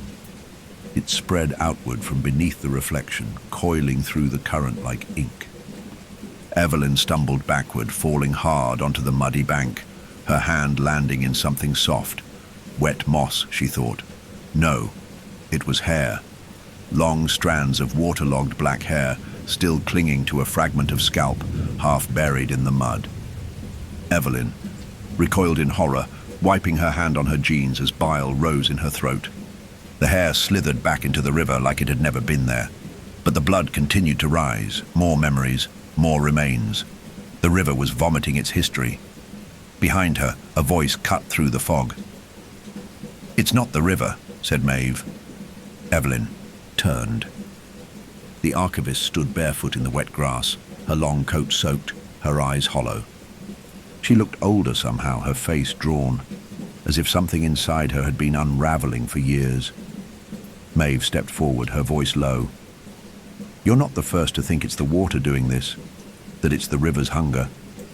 But it's not. It's the house." Evelyn stared at her. "The house?" Maeve nodded. "It's a vessel, a mouth. The river feeds it. But it's the house that remembers, the house that keeps. Every name, every sacrifice, every scream that went unheard." She looked down at the red-soaked current. Margaret wasn't the only child given over. Evelyn's throat tightened. "Why didn't you tell me?" Maeve's eyes glistened. "Because I was afraid you'd leave, and you're the only one who might end it." The wind changed. A sharp gust whipped through the trees, rattling the bare branches like bones. The bleeding in the river slowed, but did not stop. It had given her a message, and it waited for a response. Maeve knelt beside her, brushing aside mud to reveal something half-buried. A rusted, heart-shaped locket, its chain still tangled with a strand of hair. Evelyn hesitated, then reached out and picked it up. It was cold, too cold. She opened it. Inside, two water-blurred photographs faced one another, a young girl, Margaret, and opposite her, a boy, Noah. Evelyn dropped the locket, her breath catching. "No, that's not possible." Maeve's hand touched her arm. "The river doesn't just take, it connects, it binds. Your brother wasn't the first, but he might be the last, if you remember." The whisper came again then, loud as thunder inside Evelyn's skull. "Return what the river remembers." And in that moment, Evelyn understood. The curse didn't ask for bodies. It demanded memory, grief unburied, pain unearthed. It fed on what was forgotten, what was buried too deep to name. And Evelyn had tried for years to forget. She stood, up slowly, her knees weak, her hands coated in mud and something darker. "What if I can't remember everything?" she asked, voice cracking. Maeve looked at her with something like pity. "Then the river will show you." And Evelyn realized, with a slow, gnawing certainty, that the worst was yet to come. The blood in the river was only the beginning. The house greeted Evelyn with silence, but it was no longer the kind that offered rest. It was watching. As she stepped through the warped front door, muddy footprints trailing behind her, the temperature inside dropped instantly. The air was thick, the walls damp with a sweat that hadn't been there before. The hallway lights flickered, as though dimming in recognition. In her fist, she clutched the rusted locket. Its weight pulsed against her skin. Not heavy like metal, but dense with something deeper. Memory. Guilt. The past. She should have left. Maeve's warning still echoed in her ears. But Evelyn knew now. Leaving would never free her. The locket had confirmed it. Margaret and Noah weren't strangers. The curse didn't prey on the weak. It marked the forgotten. Upstairs, a floorboard creaked. Evelyn's breath caught. Slowly, she ascended the stairs, her body heavy, as if the house had grown thicker with every step. Each creak beneath her feet sounded like a scream, muffled beneath floorboards. She passed the family portraits, now warped. The faces were changing. Margaret's eyes had bled black. One painting of a lacy matriarch had twisted into something with open jaws where the mouth should be. The eyes stared not at her, but through her. She reached her room, pushed the door open. The mirror was waiting. The same mirror that had shattered in the attic, whole again, repaired, returned. The reflection was not her own, it was Noah. He stood, just behind her in the glass, his skin pallid, his mouth moving soundlessly, lips trembling. His eyes bled water. Evelyn spun around. Nothing, only the empty room. But when she turned back, the mirror showed them both again. This time he was reaching for her. "Noah," she whispered, moving closer. "Is it really you?" The whisper replied, not from Noah, but from the glass itself. "You forgot me." The guilt hit her like a wave crashing through her chest. "No," she murmured.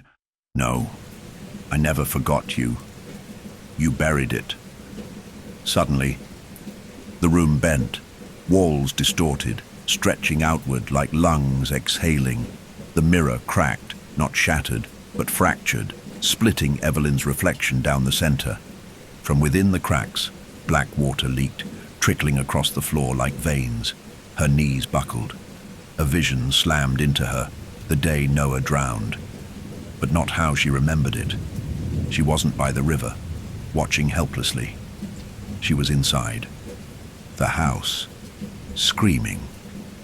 Not for Noah, but at him. She saw herself 5 years younger, her face twisted with anger, yelling about boundaries, about his obsession with the town's stories, with the river's myths. She'd locked him in the attic. "You need to stop pretending ghosts talk to you," she'd said. He hadn't answered. He'd just stared at her with wide, hurt eyes. Then he had vanished, gone from the locked attic by morning. The river had taken him, but only after she abandoned him there. "No." Evelyn fell back against the wall, the memory searing through her chest. "That's not how it happened. That's not how I remember." But it was. She hadn't forgotten Noah. She had rewritten him, buried the truth beneath grief. She had created a version where she was helpless, where she arrived too late. But she hadn't. She had left him alone. The locket in her palm burned like ice. From the mirror, Noah's reflection leaned forward, his mouth finally forming the words she feared. "You let me drown in the dark." And then his face vanished into static. The mirror went black. Evelyn screamed, loud and raw, and the mirror shattered again, this time not from within, but from the force of her scream. Shards rained across the room, slicing through the silence. One embedded itself into her palm. Blood pooled, red and vibrant, against the cold floorboards. But Evelyn didn't move. She knelt there, bleeding, trembling, the locket in one hand and a shard of truth in the other. The unraveling had begun, and there was no reweaving what she had torn. The wound in Evelyn's hand pulsed like a second heartbeat, warm blood dripping onto the fractured floor as she stumbled down the hallway. The house groaned around her, no longer hiding its awareness. Every wall bulged subtly, breathing in rhythm with her staggered steps. The scent of damp wood and old iron grew stronger, fouler, as if something beneath the floorboards had begun to rot. She didn't know if she was awake or asleep. The lines between memory, hallucination, and reality had dissolved like fog in the sun, leaving only this terrible in-between. The mirror had shown her the truth. She hadn't forgotten Noah. She had buried him, alive in her guilt, entombed in a lie. The river hadn't hunted her. It had waited. She pressed her bloodied palm against the wall to steady herself, smearing crimson across the peeling wallpaper. Down the corridor, a door stood open that hadn't existed before. A dull yellow light flickered from inside, the color of old candle wax and dying embers. Her name echoed faintly from within. Evelyn. She moved toward it, her breath shallow, each step dragging as though the floorboards clung to her boots. Inside, the room was filled with antique toys, spinning tops, cracked porcelain dolls, water-warped books. A child's room, Margaret's. The walls were covered in water-damaged wallpaper, a repeating pattern of swans drowning mid-flight. In the corner sat a small bed, and on it, a shape beneath the covers. Evelyn's chest seized. No! She took a slow step forward. The bed creaked, then the shape sat up. It wasn't Margaret. It was her. A young Evelyn, no older than 10, her hair damp, her hands folded neatly in her lap. The child didn't speak, only stared with hollow eyes. Evelyn whispered, "This isn't real." But the girl tilted her head, her voice ice over still water. "No, this is where you started forgetting." The walls rippled. Water began to seep from the corners of the room, trickling down like tears. The dolls turned their heads in unison, their glassy eyes followed Evelyn. "You blamed the river," the child Evelyn said. "You blamed the legends, but you never looked in the mirror." "I didn't know," Evelyn choked, backing away. The child stood. "You didn't want to." A sound rose in the distance, at first like a murmur, then louder, dripping, dripping, dripping. The ceiling above her darkened with spreading stains. Evelyn looked up and saw footprints walking across the ceiling. Wet, bare feet, small ones. Suddenly, the room lurched.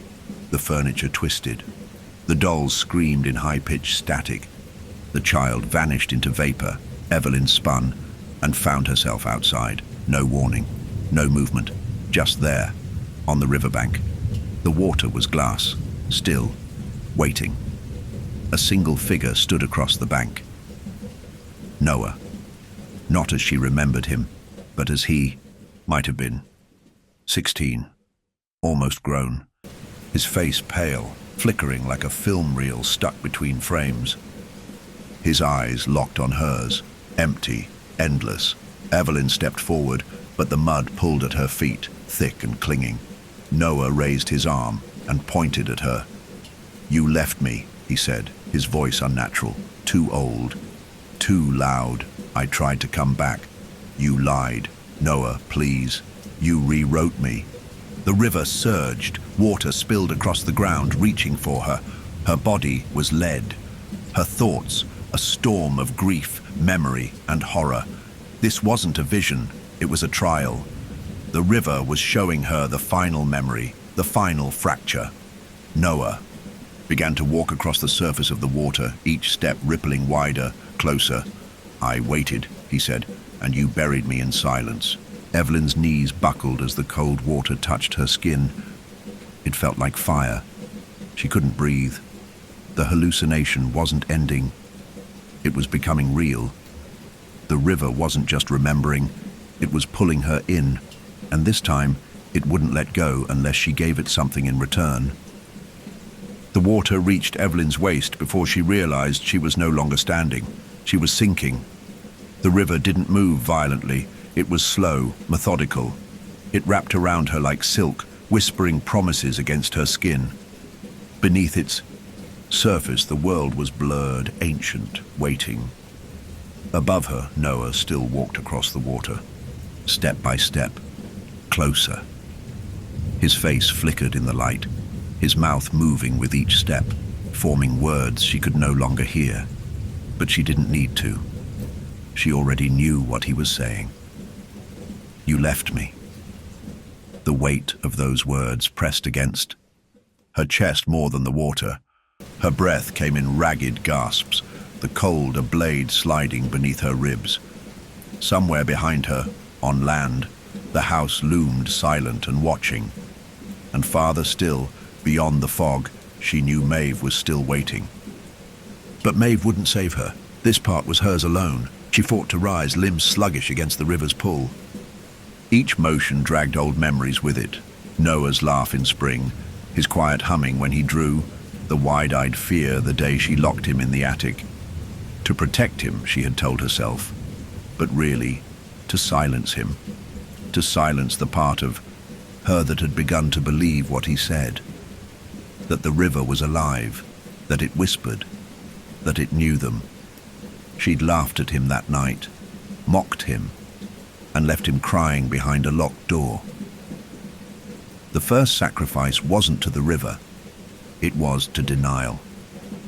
Evelyn's head slipped beneath the surface. The current embraced her now, not as a captor, but as a confidant.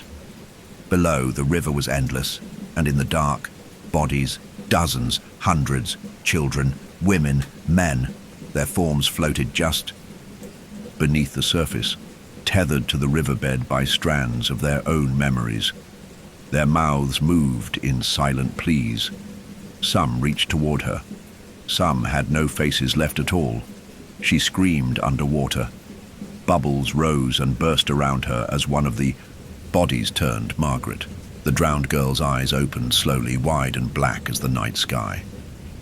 She drifted forward, and in her hand she held something, a small glass bottle. Inside it, a curl of Noah's hair, preserved, untouched by time. Evelyn's heart twisted. Margaret extended the bottle. When Evelyn didn't take it, the girl pressed it into her chest. Suddenly the water vanished. Evelyn was back in the attic, alone on her knees, the floor slick with river water that evaporated as quickly as it came. In her hand she still held the glass bottle. Cold. Real. Outside, thunder cracked. No lightning. Just a deep, guttural sound, as if the earth itself had groaned awake. The wind howled through the broken windows. And then, a scream. A woman's scream. Evelyn bolted to her feet, blood rushing to her ears. She knew that voice. Maeve. She ran, down the staircase, through the warped hallway, out into the open night. The riverbank was empty, but the air shimmered as if something had passed through, a tremor in the world. And then she saw it, a trail of blood leading toward the trees. Fresh, still steaming. No, she whispered, but she knew. The river had taken Maeve, or maybe Maeve had offered herself. The first sacrifice had been made. The cycle was waking. The legacy of the river had begun its final phase, and Evelyn still held the memory the river wanted most. Noah. The bottle in her hand pulsed with a warmth she didn't understand, and somewhere, in the stillness of the fog, a new whisper called. The final hour is near. The river's call was a physical thing now, wrapping itself around Evelyn's throat, tightening with every breath. Maeve's disappearance had unsettled her, but what unsettled her more was the reality she was finally forced to face. This place, this town, and the twisted legacy it carried, it was all leading back to her. The water, the river, had waited for her to remember, and now that she had, it had begun to claim what was owed. Maeve, the last thread holding the curse together, had given herself to the river, but Evelyn hadn't even known she was standing on the brink of it all. The cycle was complete. The curse wasn't about the past, it was about now. But Evelyn was no longer alone. She stood on the edge of the riverbank, staring out into the mist-choked waters. The locket still clutched in her hand, a sharp reminder of the past that had been buried too deeply. Her blood felt colder than it had ever been before, even in the icy wind. Maeve, she whispered, her voice cracking. What have you done? A noise from behind made her spin around. There, standing in the shadows of the tree line, was Liam. He was looking at her, his face pale, his eyes frantic. But something was wrong. His posture, too still, too rigid. Liam was no longer Liam. His face was gaunt, like a mask stretched too. Thin, his skin was ashen, lifeless, and his eyes, they weren't his anymore. They were glassy, cold, as if all warmth and life had been drained from him. He stepped forward, and his voice echoed through the air, distant and hollow. Evelyn, you have to let it go. Her heart sank into her stomach. What's happening? To you? She reached out, but he backed away, the chill in the air growing sharper, more biting. I've been waiting for you to understand, he said, his voice flat, devoid of its usual warmth. The river doesn't just take life. It takes memory. It feeds on what's buried, what's hidden. You're not Liam, she whispered, the realization settling in like a stone sinking in the depths of her mind. The figure that had once been Liam tilted its head, and for the briefest moment, Evelyn saw something in his eyes. Something human, something familiar. But it vanished just as quickly, replaced by the cold emptiness that had overtaken him. You'll never be free of it. You'll never escape, the figure rasped, his voice becoming sharper with each word. No one can. Evelyn took a step back, her breath quickening. She didn't know whether to run or face him, but the choice was already made. The figure was moving toward her, his limbs too fluid, like something unnatural. A low hum began to reverberate through the earth beneath her feet, building in intensity until it seemed to fill every part of her, like the very air was vibrating. It was the river, pulling, calling. She could feel it deep inside, thrumming through her veins, resonating with her grief and her fear. I know what you want, she said, her voice steady despite the tremor in her hands. She clutched the locket tighter, the metal biting into her skin.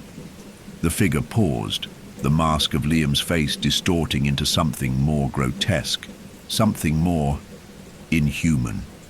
Do you? It asked, voice dripping with mockery. I know what the river is, she said, taking another step toward him.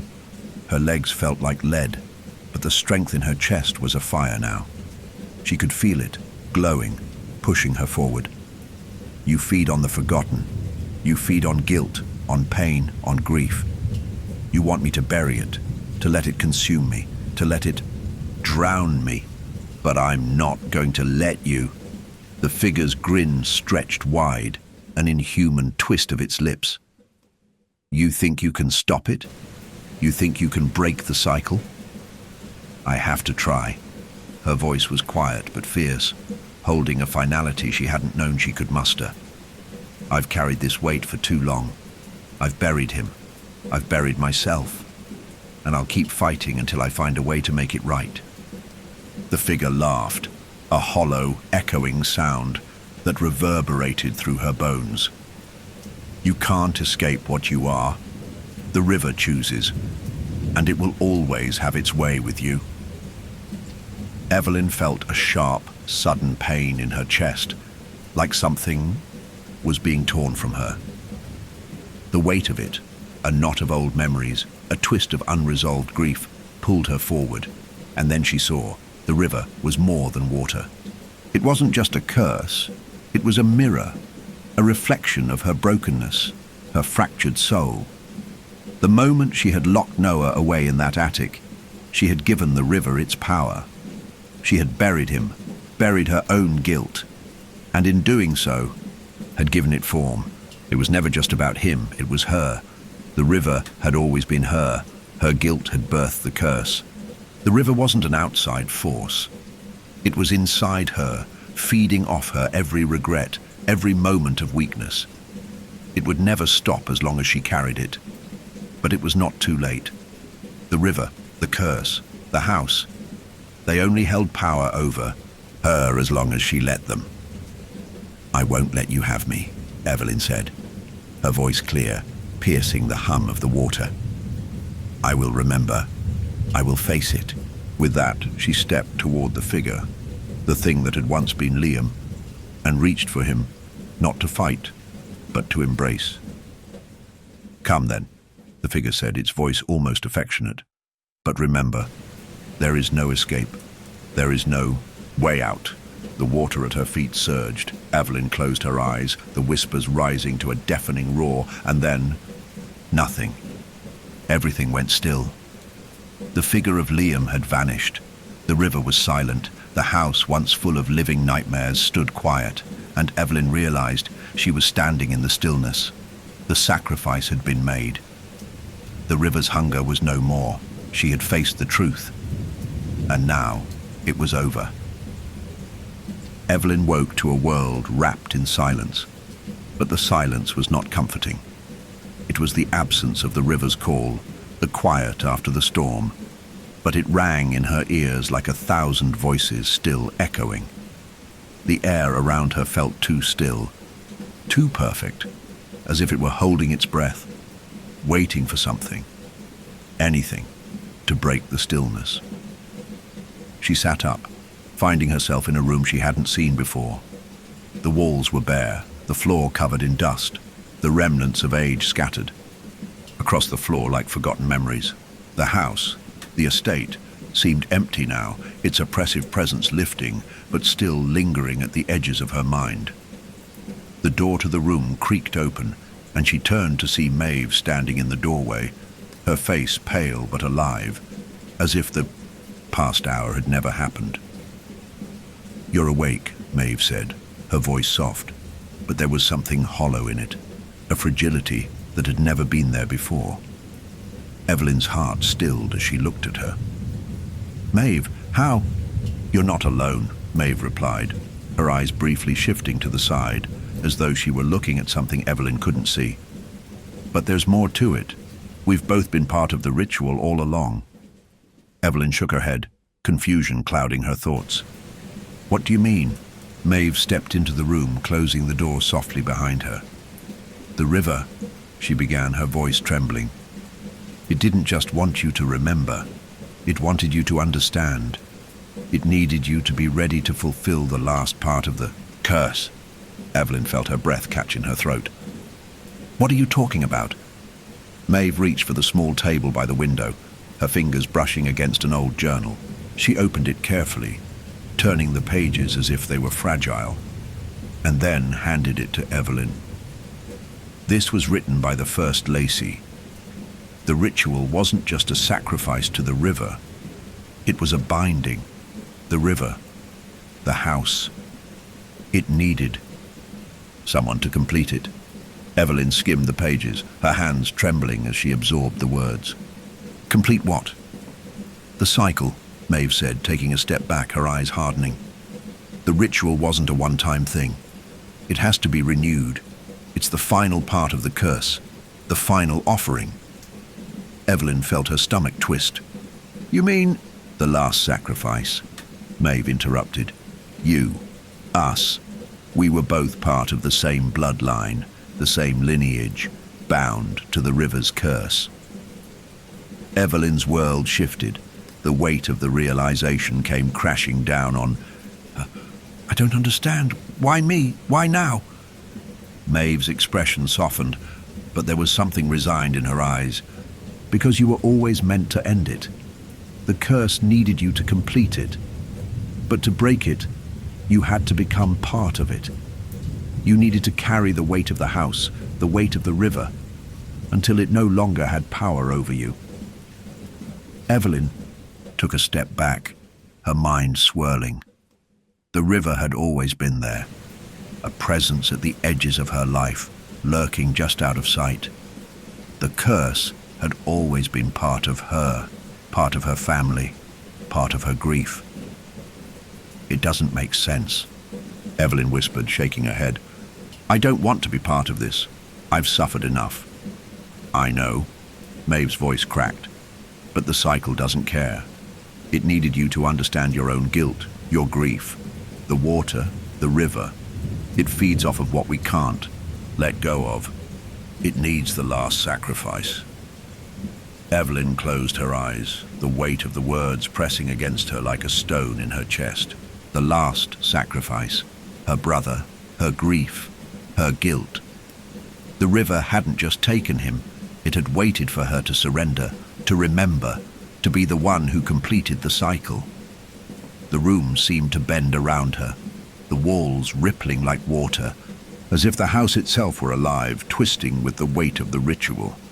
Evelyn gasped, and for a brief moment she saw the ghostly figure of Noah again, his face twisted, eyes hollow.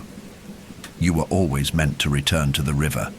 She snapped her eyes open, but the vision of him remained, his voice echoing in, her mind repeating, haunting, pleading.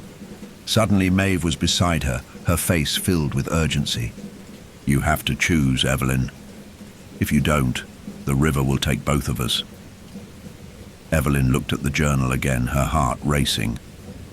There it was, a final passage, written in the faded ink. A ritual, a choice. Her eyes widened in understanding. Nay. End the curse. The last sacrifice must be made. The bloodline will break only when the heart of the river is given. The offering must be complete. The ritual was clear now. The river needed a vessel to finish it. A blood sacrifice to end the cycle.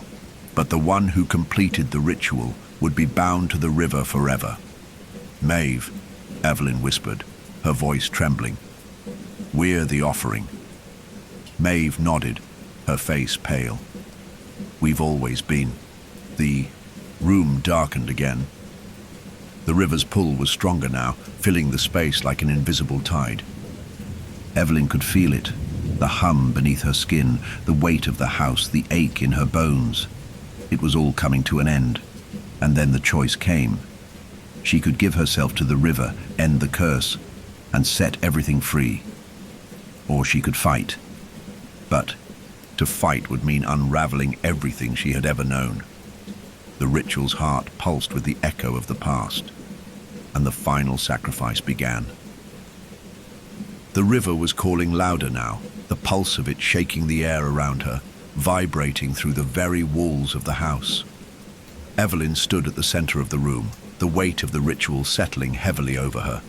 Maeve was standing beside her, still trembling, but her eyes were resolute, locked onto Evelyn as if waiting for the final decision. The river had been waiting for them, waiting for the last sacrifice, waiting for the bloodline to come full circle.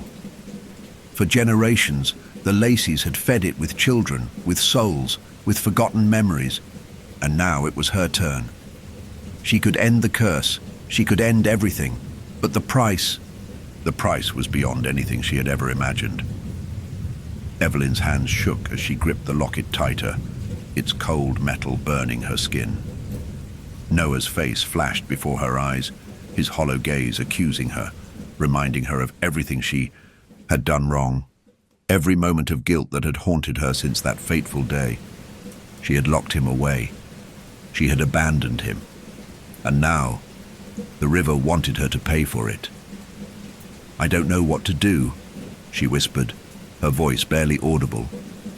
Maeve's eyes softened with something like pity, but there was also something darker in them, a knowledge of the truth that Evelyn wasn't ready to face. You have to make a choice, Evelyn.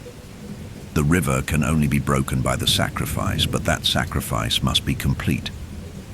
And once it's done, there's no going back. Evelyn closed her eyes, feeling the weight of those words settle into her bones. She knew what Maeve was saying. The ritual didn't just require a blood offering, it required something more. It required her to give everything, to leave behind the person she was, to surrender her past and her guilt, to become part of the river forever. For a moment, the world seemed to tilt. The room spun, and Evelyn's mind raced. She could still hear the whispers growing louder, swirling through the air like 1,000 voices tangled together, calling to her, pleading with her. No, Evelyn whispered, shaking her head. I don't want this. But the river didn't care. The house didn't care. They had always known what she would choose. They had always known that she would be the one to end it. The truth hit her with the force of 1,000 waves. The river wasn't an outside force, it was a part of her. It had always been inside her, waiting to be set free. She had buried Noah, but in doing so, she had buried herself. The river fed on her guilt, her grief, and it had claimed her long before she had ever set foot in Carver's Hollow. She had been part of the ritual from the beginning, and now it was time to finish what had been started. "You're not the first," Maeve's voice interrupted her thoughts, "and you won't be the last. But if you don't do this, the cycle will continue. The river will keep calling, and it will keep taking." Evelyn felt her legs go weak. She wasn't sure if she could stand. The weight of the decision was crushing her, the pull of the river dragging her down with each passing second. "I can't," she whispered. But Maeve was already shaking her head, her eyes distant, filled with a resigned kind of acceptance. "You can, Evelyn. You have to. You are the final piece of the puzzle. You are the last sacrifice." The words hit Evelyn like a blow. She looked at Maeve, really looked at her, and for the first time she saw the weight of everything Maeve had carried, everything that had led them both here. Maeve had known. She had known this moment was coming. She had known she was never meant to break the cycle. Only Evelyn could do that. It was her. Her breath came in sharp gasps as she clutched the locket in her hand, staring at the faded photograph of Noah, his face now twisted with the same dark, hollow emptiness that filled the river. The guilt, the weight of her failure was crushing her. But this wasn't just about Noah. It wasn't just about what she had done to him. The river had claimed so many before her. It had taken Maeve. It had taken Margaret. And it would never stop unless she made the final sacrifice. Evelyn stepped toward the window, looking out over the river that had once seemed so peaceful, so distant, but now felt like it was part of her. It had always been there. It had always been waiting. The fog was thicker now, swirling across the surface like a blanket. She could hear the river calling her name again, so faint. But it was there. A whisper, a promise, an ending. And with that final whisper, Evelyn knew what she had to do. "Maeve," she said, her voice trembling but steady. "It's time." Maeve nodded, her face a mask of sorrow and acceptance. "It's the only way, Evelyn." The ritual was clear now. There would be no more hiding, no more running. Evelyn stood in the doorway staring at the river. The last piece of the puzzle was in place. And now, she would either be consumed by the river, or she would claim it as her own. Her choice was made. Evelyn stepped into the water, and as the river wrapped around her, the last part of the curse fell away, and she finally understood. The cycle had not just been about breaking the curse, it had been about becoming it. And with that final understanding, she gave herself over to the river, and the river finally claimed its prize. The cold of the river seeped into Evelyn's bones as she waded deeper, the water swirling around her legs, pulling her forward with an almost seductive grace. She had always been afraid of the water, of what lay beneath its surface. But now, the river felt different. It wasn't just a force of nature. It was something more, something ancient, something bound to her family, to her very soul. Her breath came in shallow gasps, and as she moved forward, the fog rolled in thicker, choking out the sky. The world around her blurred, became indistinct. The house, the trees, even the very ground beneath her feet seemed to dissolve into nothingness, swallowed by the river's pull. But she was no longer afraid. Not anymore. The water was warm, almost feverish against her skin.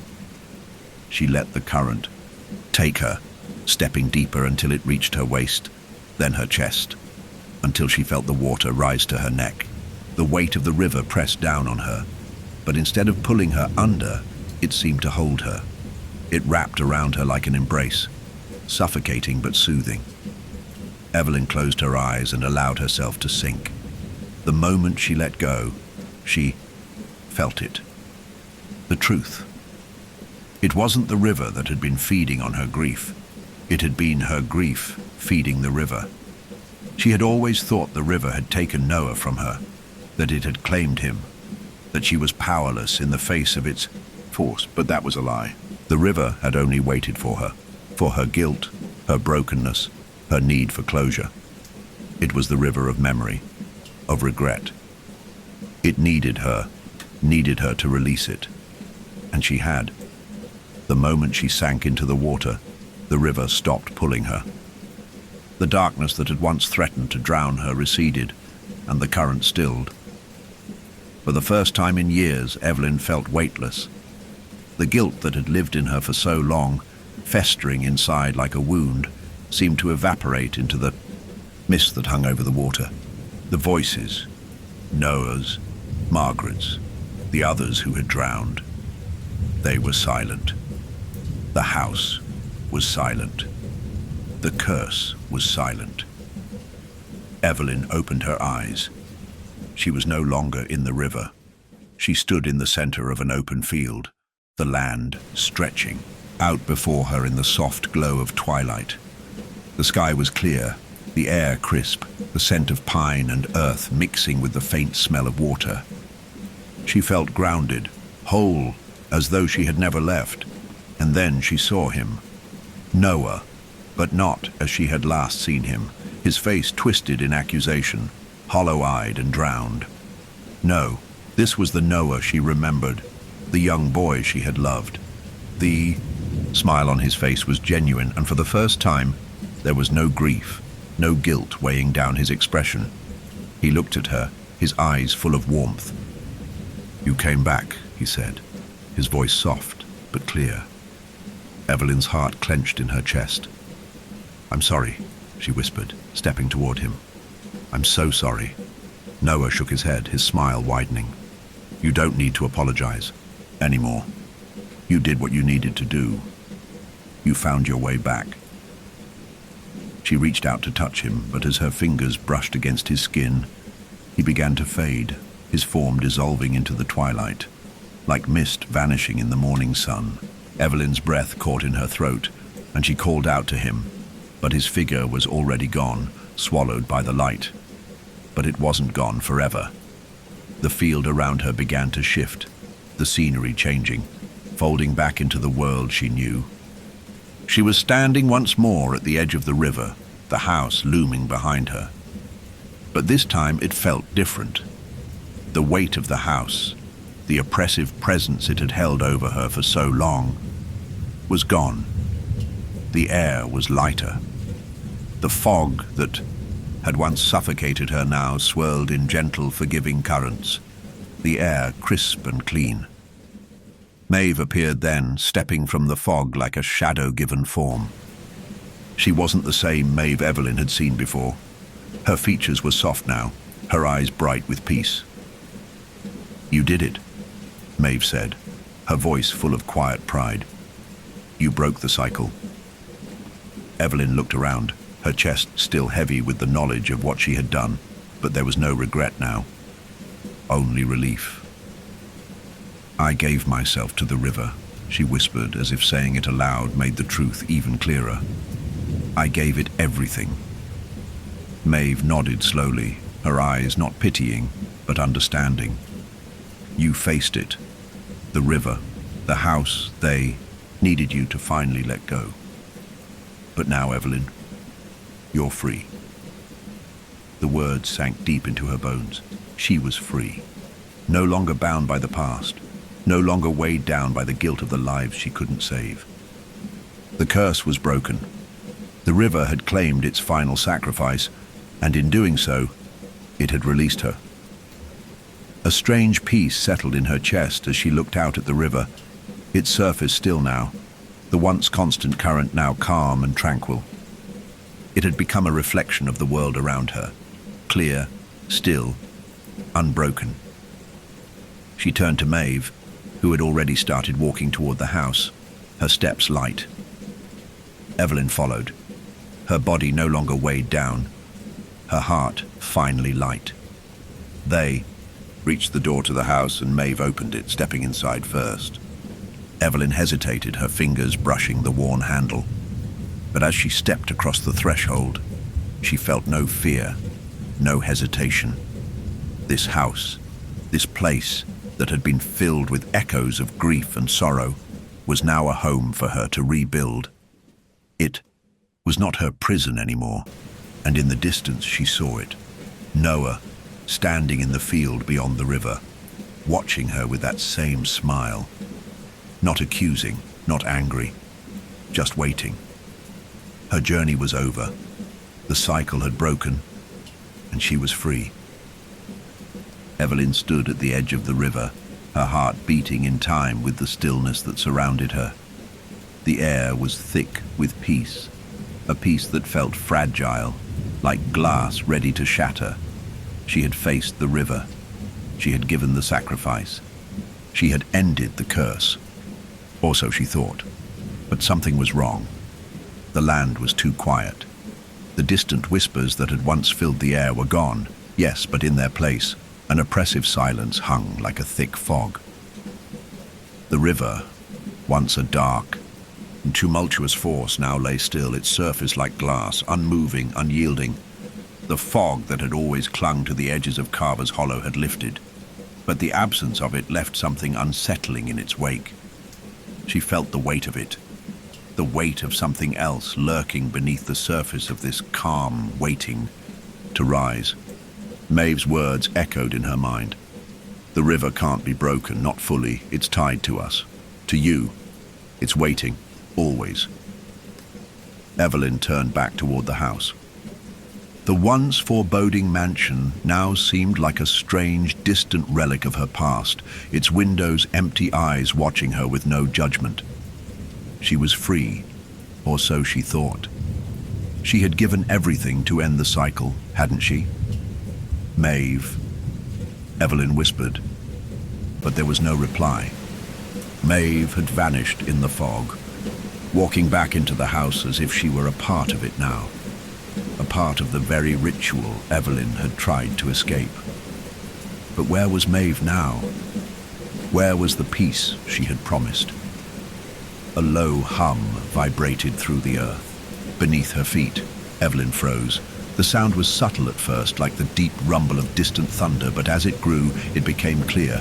The river was waking. Something was waking. Her pulse quickened as she felt the earth tremble beneath her. She couldn't see it, but she could feel it. The air was growing heavier, thicker. The river was no longer just a reflection of the past. It was calling, reaching, out with an unseen hand. Evelyn's mind raced, her thoughts fragmented. She had made the sacrifice. She had given herself to the river. She had thought that by doing so she had destroyed it, that the curse was finally over. But now, she wasn't so sure. A shadow moved in the water. It was subtle, almost imperceptible at first. A ripple, a shift.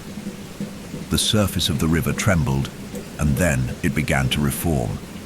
The water swirled, twisting into something more substantial, a figure rising from the depths. Evelyn stepped back, her heart pounding. She knew this shape. She had seen it before, in the reflections. It was Noah, but it wasn't Noah as she remembered him. His features were twisted, distorted, like something lost between life and death.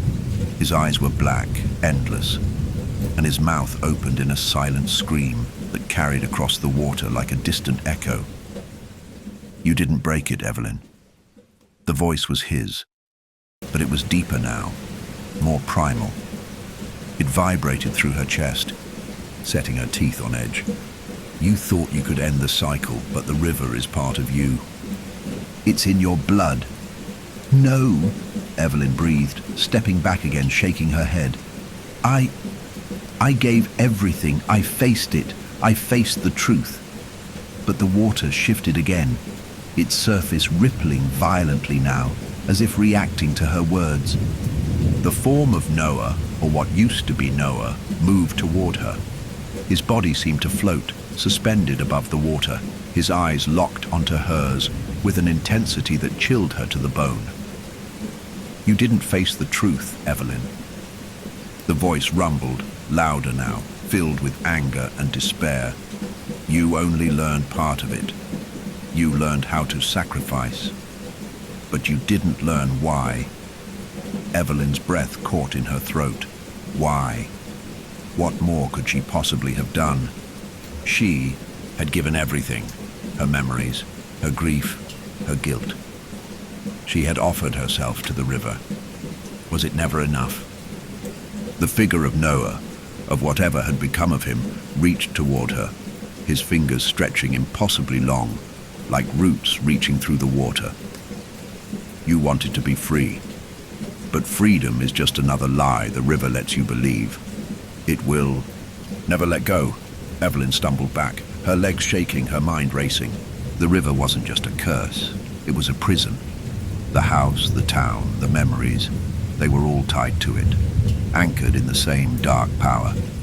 She had thought that by giving herself to the river, she had ended it all. But the truth was darker than she had realized. The river was never just about taking, it was about holding. And as long as she carried the weight of her past, as long as she carried Noah, it would always come back. The cycle would never end. The figure in the water reached out again, his eyes now filled with something worse than anger. He was the river, now. He had become it, and in doing so he had claimed her too. She was never meant to break the cycle. She was only ever meant to become it. Her chest tightened as the water surged, pulling her closer to the edge. She wasn't free. She would never be free, and as the river's pull grew stronger, the voice of the past rang in her ears once more. The river remembers, and it never forgets. Evelyn's heart broke as the figure of Noah, of the river, pulled her into its depths, and this time she felt herself slipping beneath. The storm had come, and she was part of it now. The world tilted. Evelyn felt herself falling, but there was no ground beneath her, no walls to brace her. She fell, not through space, but through memories. The river was pulling her deeper, not just into its waters, but into the layers of time, into the very fabric of the curse. The shadows of the past wrapped themselves around her, suffocating her, pulling her back to the moments she had buried. The first time she had seen the river, the way it had looked, serene, but filled with something darker beneath the surface. The first time Noah had whispered to her about the voices in the water. The first time he had begged her to listen, the first time she had turned away. But she hadn't just turned away, she had buried him. She had buried them, the memories, the grief, the guilt. She had buried herself, and the river had waited. It had waited for this moment. Evelyn's body jerked, her head spinning, but there was no air, no sound. Just the weight of the river pressing down on her chest, pulling her deeper into the dark. Her lungs burned, her body numb, but she could feel the presence of something, someone, coming toward her. The water rippled, shifting like a living thing. The blackness parted, and there he was. Noah. But he wasn't the boy she remembered. He wasn't the child who had begged for her help, the boy she had failed. His eyes were hollow now, filled with something far worse than death. His form was no longer human, not entirely. He was something more, something ancient, a reflection of the river itself. Evelyn, he whispered, his voice like a chorus of drowned souls. It was soft at first, but it grew louder, filling the space around her, vibrating in her bones. You thought you could escape. She tried to speak, but her mouth was full of water, the taste of it bitter and cold. She reached out, but the current dragged her hands back, pulling her closer to him. "No," she gasped, her voice a whisper. "I didn't. You left me." Noah's voice echoed again, louder now. "You abandoned me, and the river remembers." His form shifted, the water around him swirling like a vortex, his face twisting with something darker, something more hungry. "I never wanted to leave you," Evelyn choked, her chest tight with the weight of her words. "I never wanted any of this. I was trying to protect you." Noah's laugh was hollow, the sound filling the space around her. "You can't protect me. You couldn't even protect yourself. The river doesn't care about your regrets, your apologies. It takes what it wants. It takes what's forgotten." Water surged, and Evelyn felt herself being pulled forward, deeper into the darkness, closer to Noah's form. His hands reached for her, not with love, but with something far colder, something that made her stomach churn. "You are part of the river now," he whispered. "You always were." "No," Evelyn breathed, shaking her head. "No, I broke the cycle. I gave myself to the river. It's over." But Noah's eyes were empty. "It's never over. You never broke anything. You were never meant to. You were always meant to become it." The river roared around her, drowning out her thoughts, drowning out her voice. It wasn't just a force of nature anymore, it was alive. It had always been alive. It was the memories of everyone who had drowned in its depths, the memories of the Lacys, of the town, of her own guilt. The river didn't want her to end the cycle. It wanted her to complete it. "No," Evelyn gasped, her body fighting the pull, but the water was too strong, too overwhelming. I won't give in." But the river only laughed, and Noah's form faded, replaced by the dark, swirling current. "You already did." Suddenly, she was not in the river. She was in the house again, standing in the hallway, the walls around her wet and breathing. The house was alive again, the darkness stretching out like a living thing. Maeve stood in front of her, but not Maeve as she had seen her last, pale, lost, her eyes empty. This Maeve was different. Her face was older, more twisted with age, with knowledge. The darkness of the river had seeped into her, just as it had into Evelyn. "You didn't think it would let you go," Maeve's voice echoed. "The river is part of you. It always has been." Evelyn's heart slammed against her chest as she stepped back, looking around her. The house was shifting, warping, becoming something alive, something hungry. "No," Evelyn screamed, but her voice was swallowed by the roar of the water, now crashing against the walls, flooding every corner of the house. The whispers, the voices, the memories, they were everywhere. "I'm sorry," Maeve said, her voice soft but tinged with sorrow. "But the cycle must be completed. You were never meant to stop it." The floor beneath Evelyn's feet gave way, and she felt herself falling, the ground crumbling beneath her as she sank into the river once more. This time she didn't fight. She couldn't. The water was too strong. The river was part of her now, and the cycle, as it always had been, was complete. The world around Evelyn twisted and contorted, stretching, warping like a reflection in a cracked mirror. She fell, her body weightless as she drifted through time, through space, through memories. She felt the current of the river pulling at her like it had always done, dragging her back to the beginning. The edges of her vision blurred, and her body felt both numb and alive at once. She was being pulled into something deeper now. It wasn't the river, not anymore. It was the house. The curse! The weight of everything she had buried, everything she had tried to leave behind. In the distance, she saw it. A figure standing in the fog. At first, she couldn't make out its features, but as it drew nearer, Evelyn's breath caught in her throat. Noah. But not the Noah she had remembered. This version of him was older, distorted, his eyes filled with an emptiness so deep it swallowed the light around him. His face was marred by the river, his body slowly rotting beneath the weight of the curse. He reached out to her, his hand cold and clammy, his touch both a comfort and a threat. Evelyn. His voice echoed, a hollow whisper that reverberated in her bones. You still don't understand. I did understand, Evelyn whispered, her voice trembling with a mix of grief and anger. I gave everything. I ended it. I gave myself to the river. But Noah only smiled, a thin, cruel smile that made her insides twist. You didn't give yourself, Evelyn. You became it. The cycle isn't about breaking it. It's about becoming the thing that's been haunting you.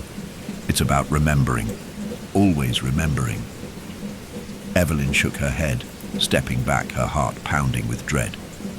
No, I didn't want this. I never wanted this. Of course you didn't, Noah said, his tone almost pitying. But the river doesn't ask. It doesn't care. You were never meant to end it. You were meant to become part of it. And now you finally understand. You're as much a part of it as I am, as Maeve is, as all of us are. The fog swirled around them, and for a moment, Evelyn saw the faces of the other victims. Margaret, Maeve, the countless others the river had claimed. Their faces were hollow, their eyes wide and unseeing. They were all there, waiting for something. A sudden, painful realization struck Evelyn like a blow. The river had not claimed her to end the curse. It had claimed her to complete it. You're trapped, Evelyn. Noah's voice cut through her thoughts, his words like ice. We're all trapped. This isn't about you being free. It's about what's inside you.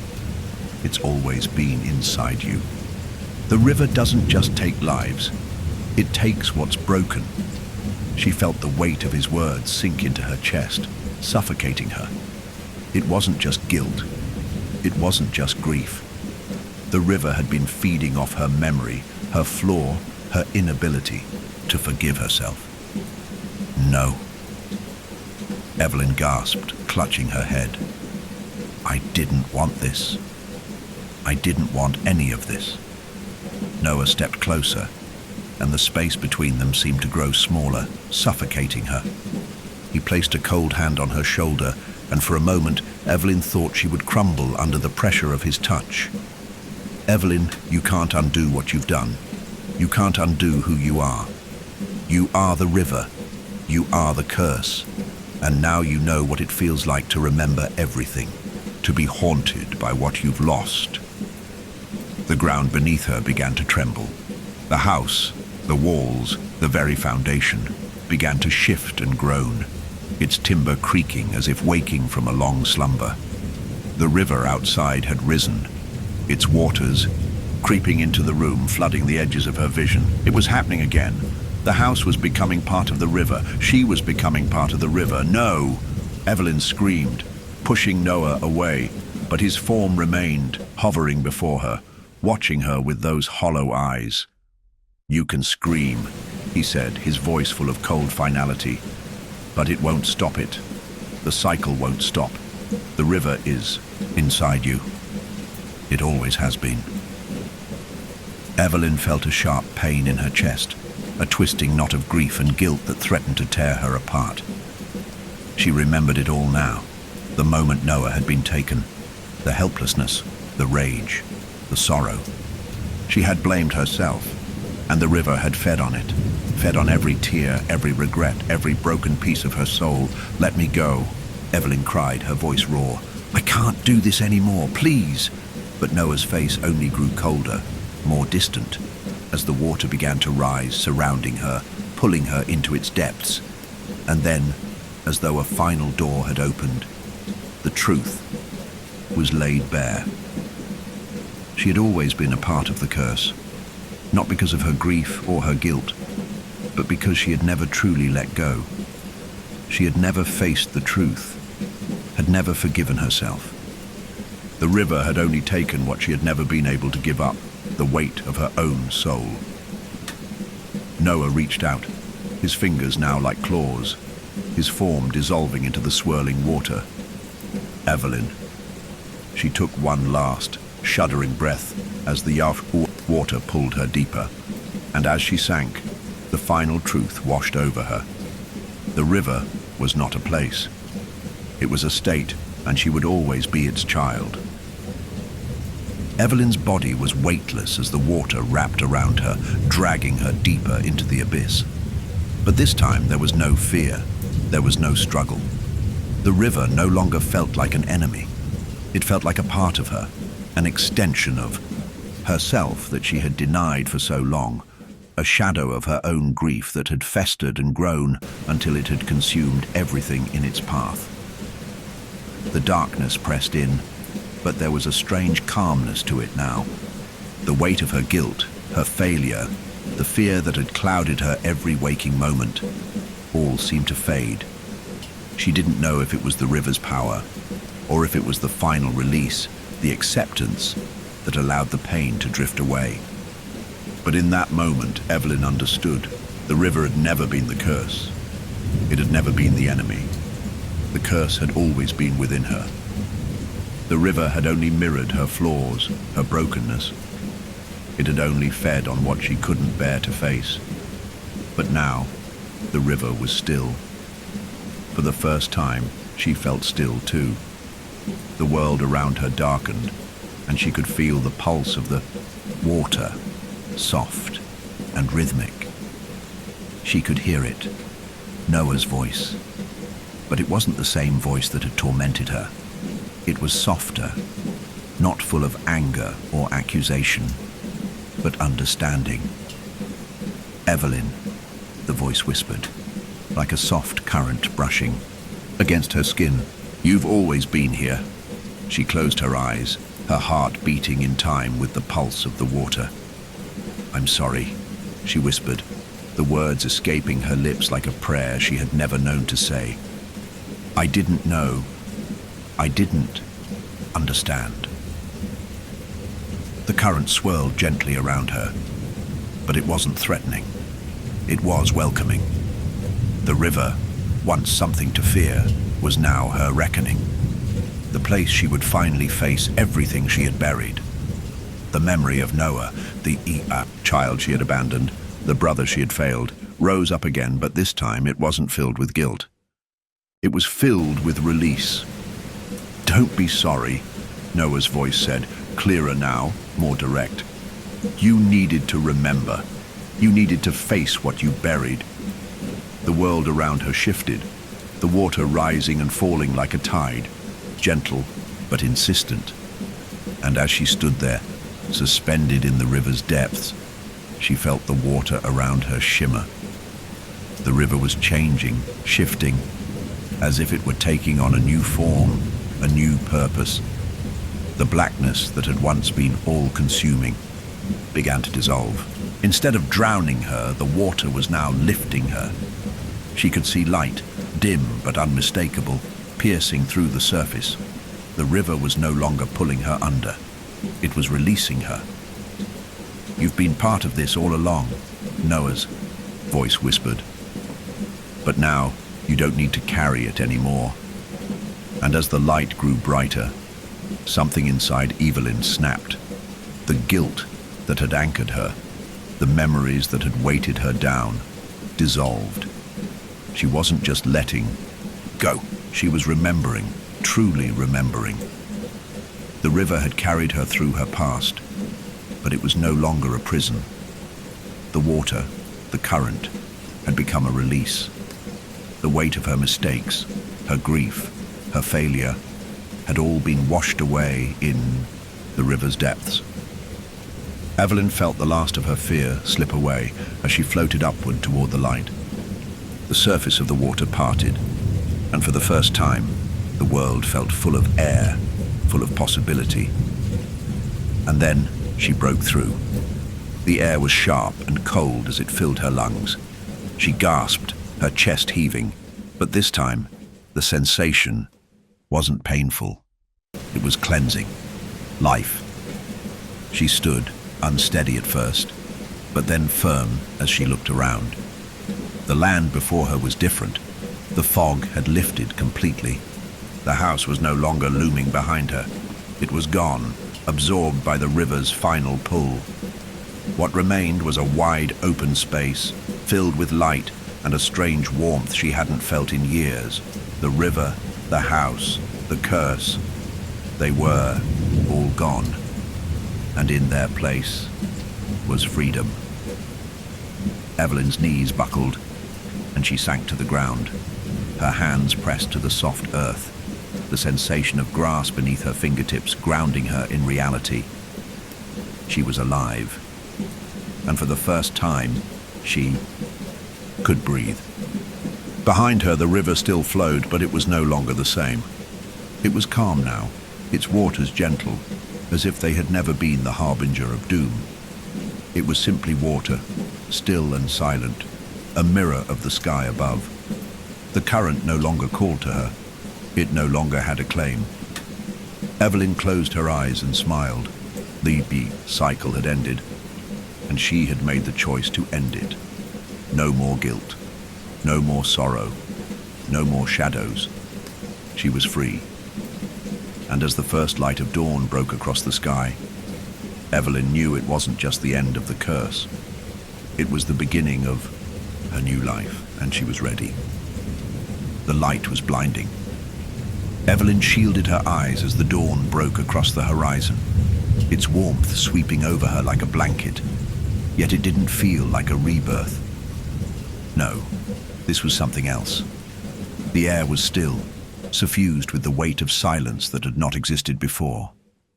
She stood, her feet planted firmly on the soil that now seemed foreign to her, the land stretching in front of her in a way that felt like a beginning.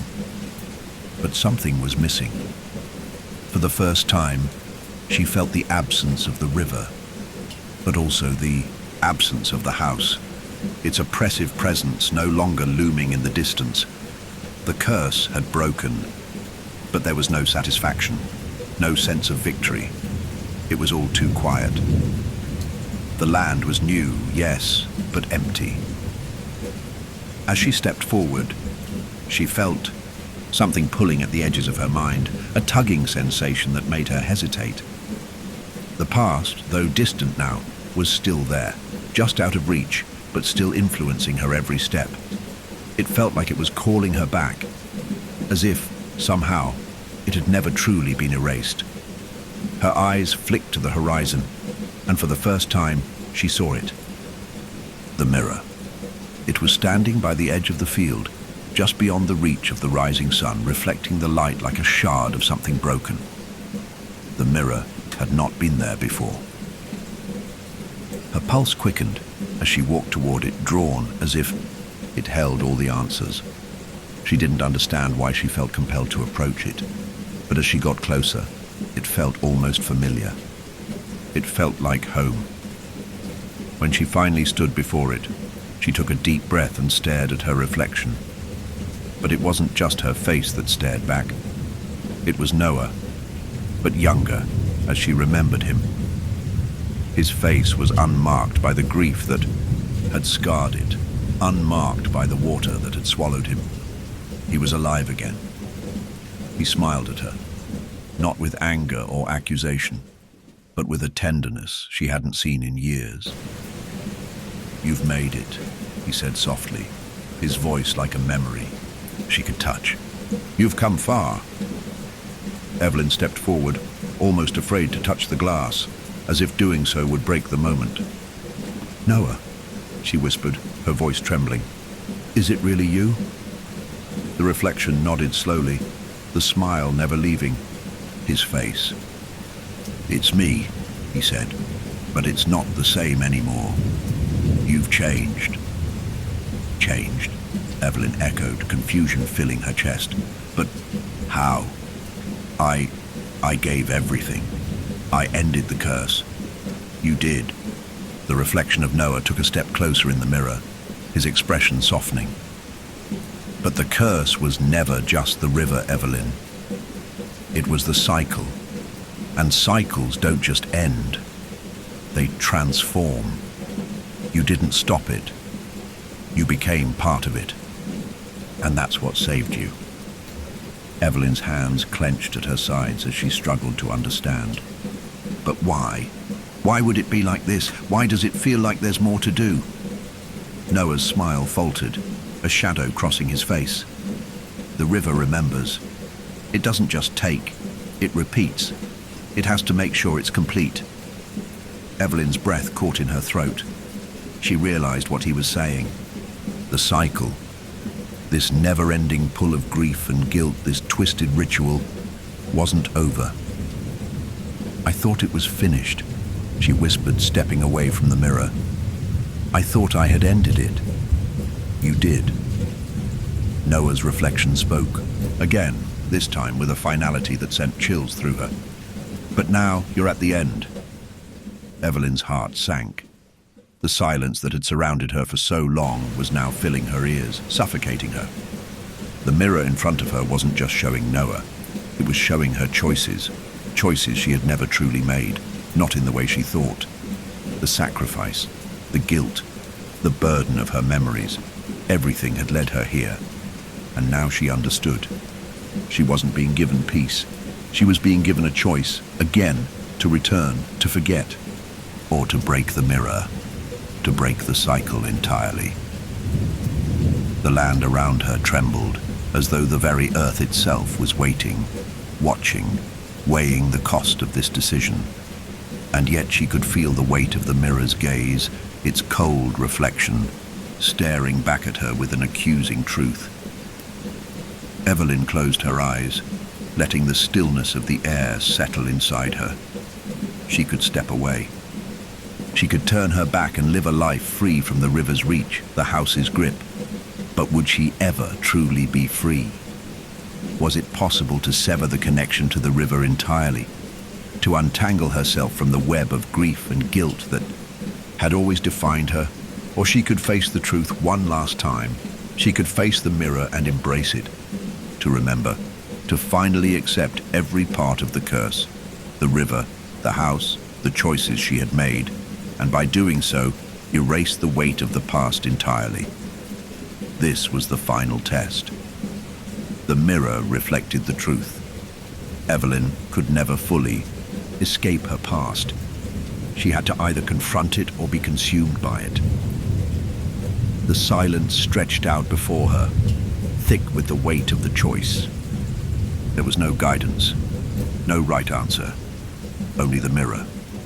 She reached out, her fingers brushing against the cool glass. As she touched it, the reflection began to fade, replaced by the image of the river, its waters still and unmoving. And then, with one final breath, Evelyn stepped forward. She broke the mirror. The water surged around her once more, and she felt the pulse of the curse reverberate through her. But this time, there was no fear. The cycle had ended. Her cycle had ended. The river, the house, the curse, it was all gone. Evelyn was free. And yet, as she walked into the world beyond the mirror, she knew that she would never forget.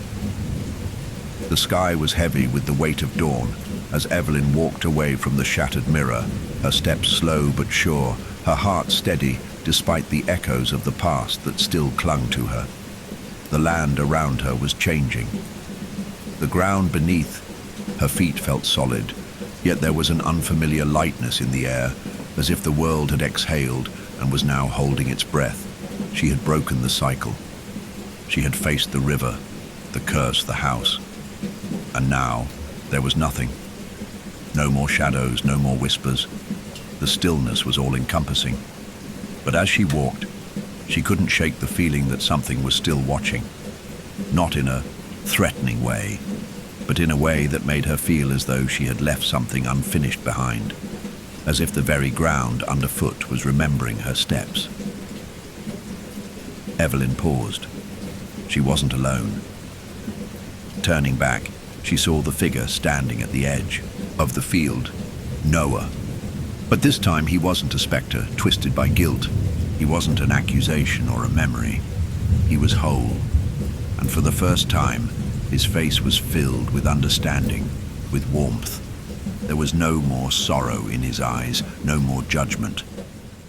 "You broke the cycle," he said, his voice clear, no longer distorted. "You freed us." Evelyn swallowed the lump in her throat. The weight of those words hung in the air like a fragile promise. "I did," she whispered. But as she spoke, the truth of it settled in her chest. She wasn't sure what had really happened in the end. Had she broken the curse, or had she simply accepted it? Had she freed herself, or had she finally understood that the river, the house, the memories, they were all part of her? "You didn't need to carry it," Noah said, stepping forward, his smile soft, his eyes bright with something else. "The river, the house, they were never meant to hold you. You were never meant to carry them for so long." Evelyn nodded, slowly, but her chest tightened as a wave of memories crashed over her, the mirror breaking, her choice, her acceptance, the last time she had stepped into the river. It had all been a reckoning, a journey that had taken her to the very core of who she was. "What now?" she asked softly, her voice barely above a whisper, like the question itself might break the fragile peace around her. Noah's smile deepened, and he took a step back, toward the horizon. The light was fading into the deep blues of early morning, the fog lifting, the world opening up like a canvas ready to be painted anew. "The cycle is over," he said. "But the journey, Evelyn, it's yours now. You get to decide what happens next, what the world looks like." Evelyn's eyes darted to the land around her. The field stretched endlessly, filled with possibilities, and the river behind her lay still, waiting, no longer the ominous force it once was. The house, her house, no longer felt like a prison. It felt like a foundation, the place where she had faced everything and emerged from it. The weight of that realization was freeing. The choice was hers, truly hers. For the first time in years, she wasn't running, she wasn't hiding.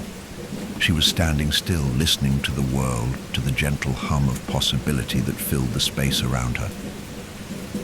"I think I know what I need to do," she said quietly, her voice steadier now, more certain. She looked back at Noah, who nodded. "You're ready," he said, and with that, he stepped back into the fog, his figure fading like a memory, like something she had loved but had to let go. He was gone, but his presence remained. Evelyn turned and took a deep breath. She could hear the wind rustling through the trees, the soft sounds of life starting anew. The world was wide, and she was no longer bound by the weight of her past.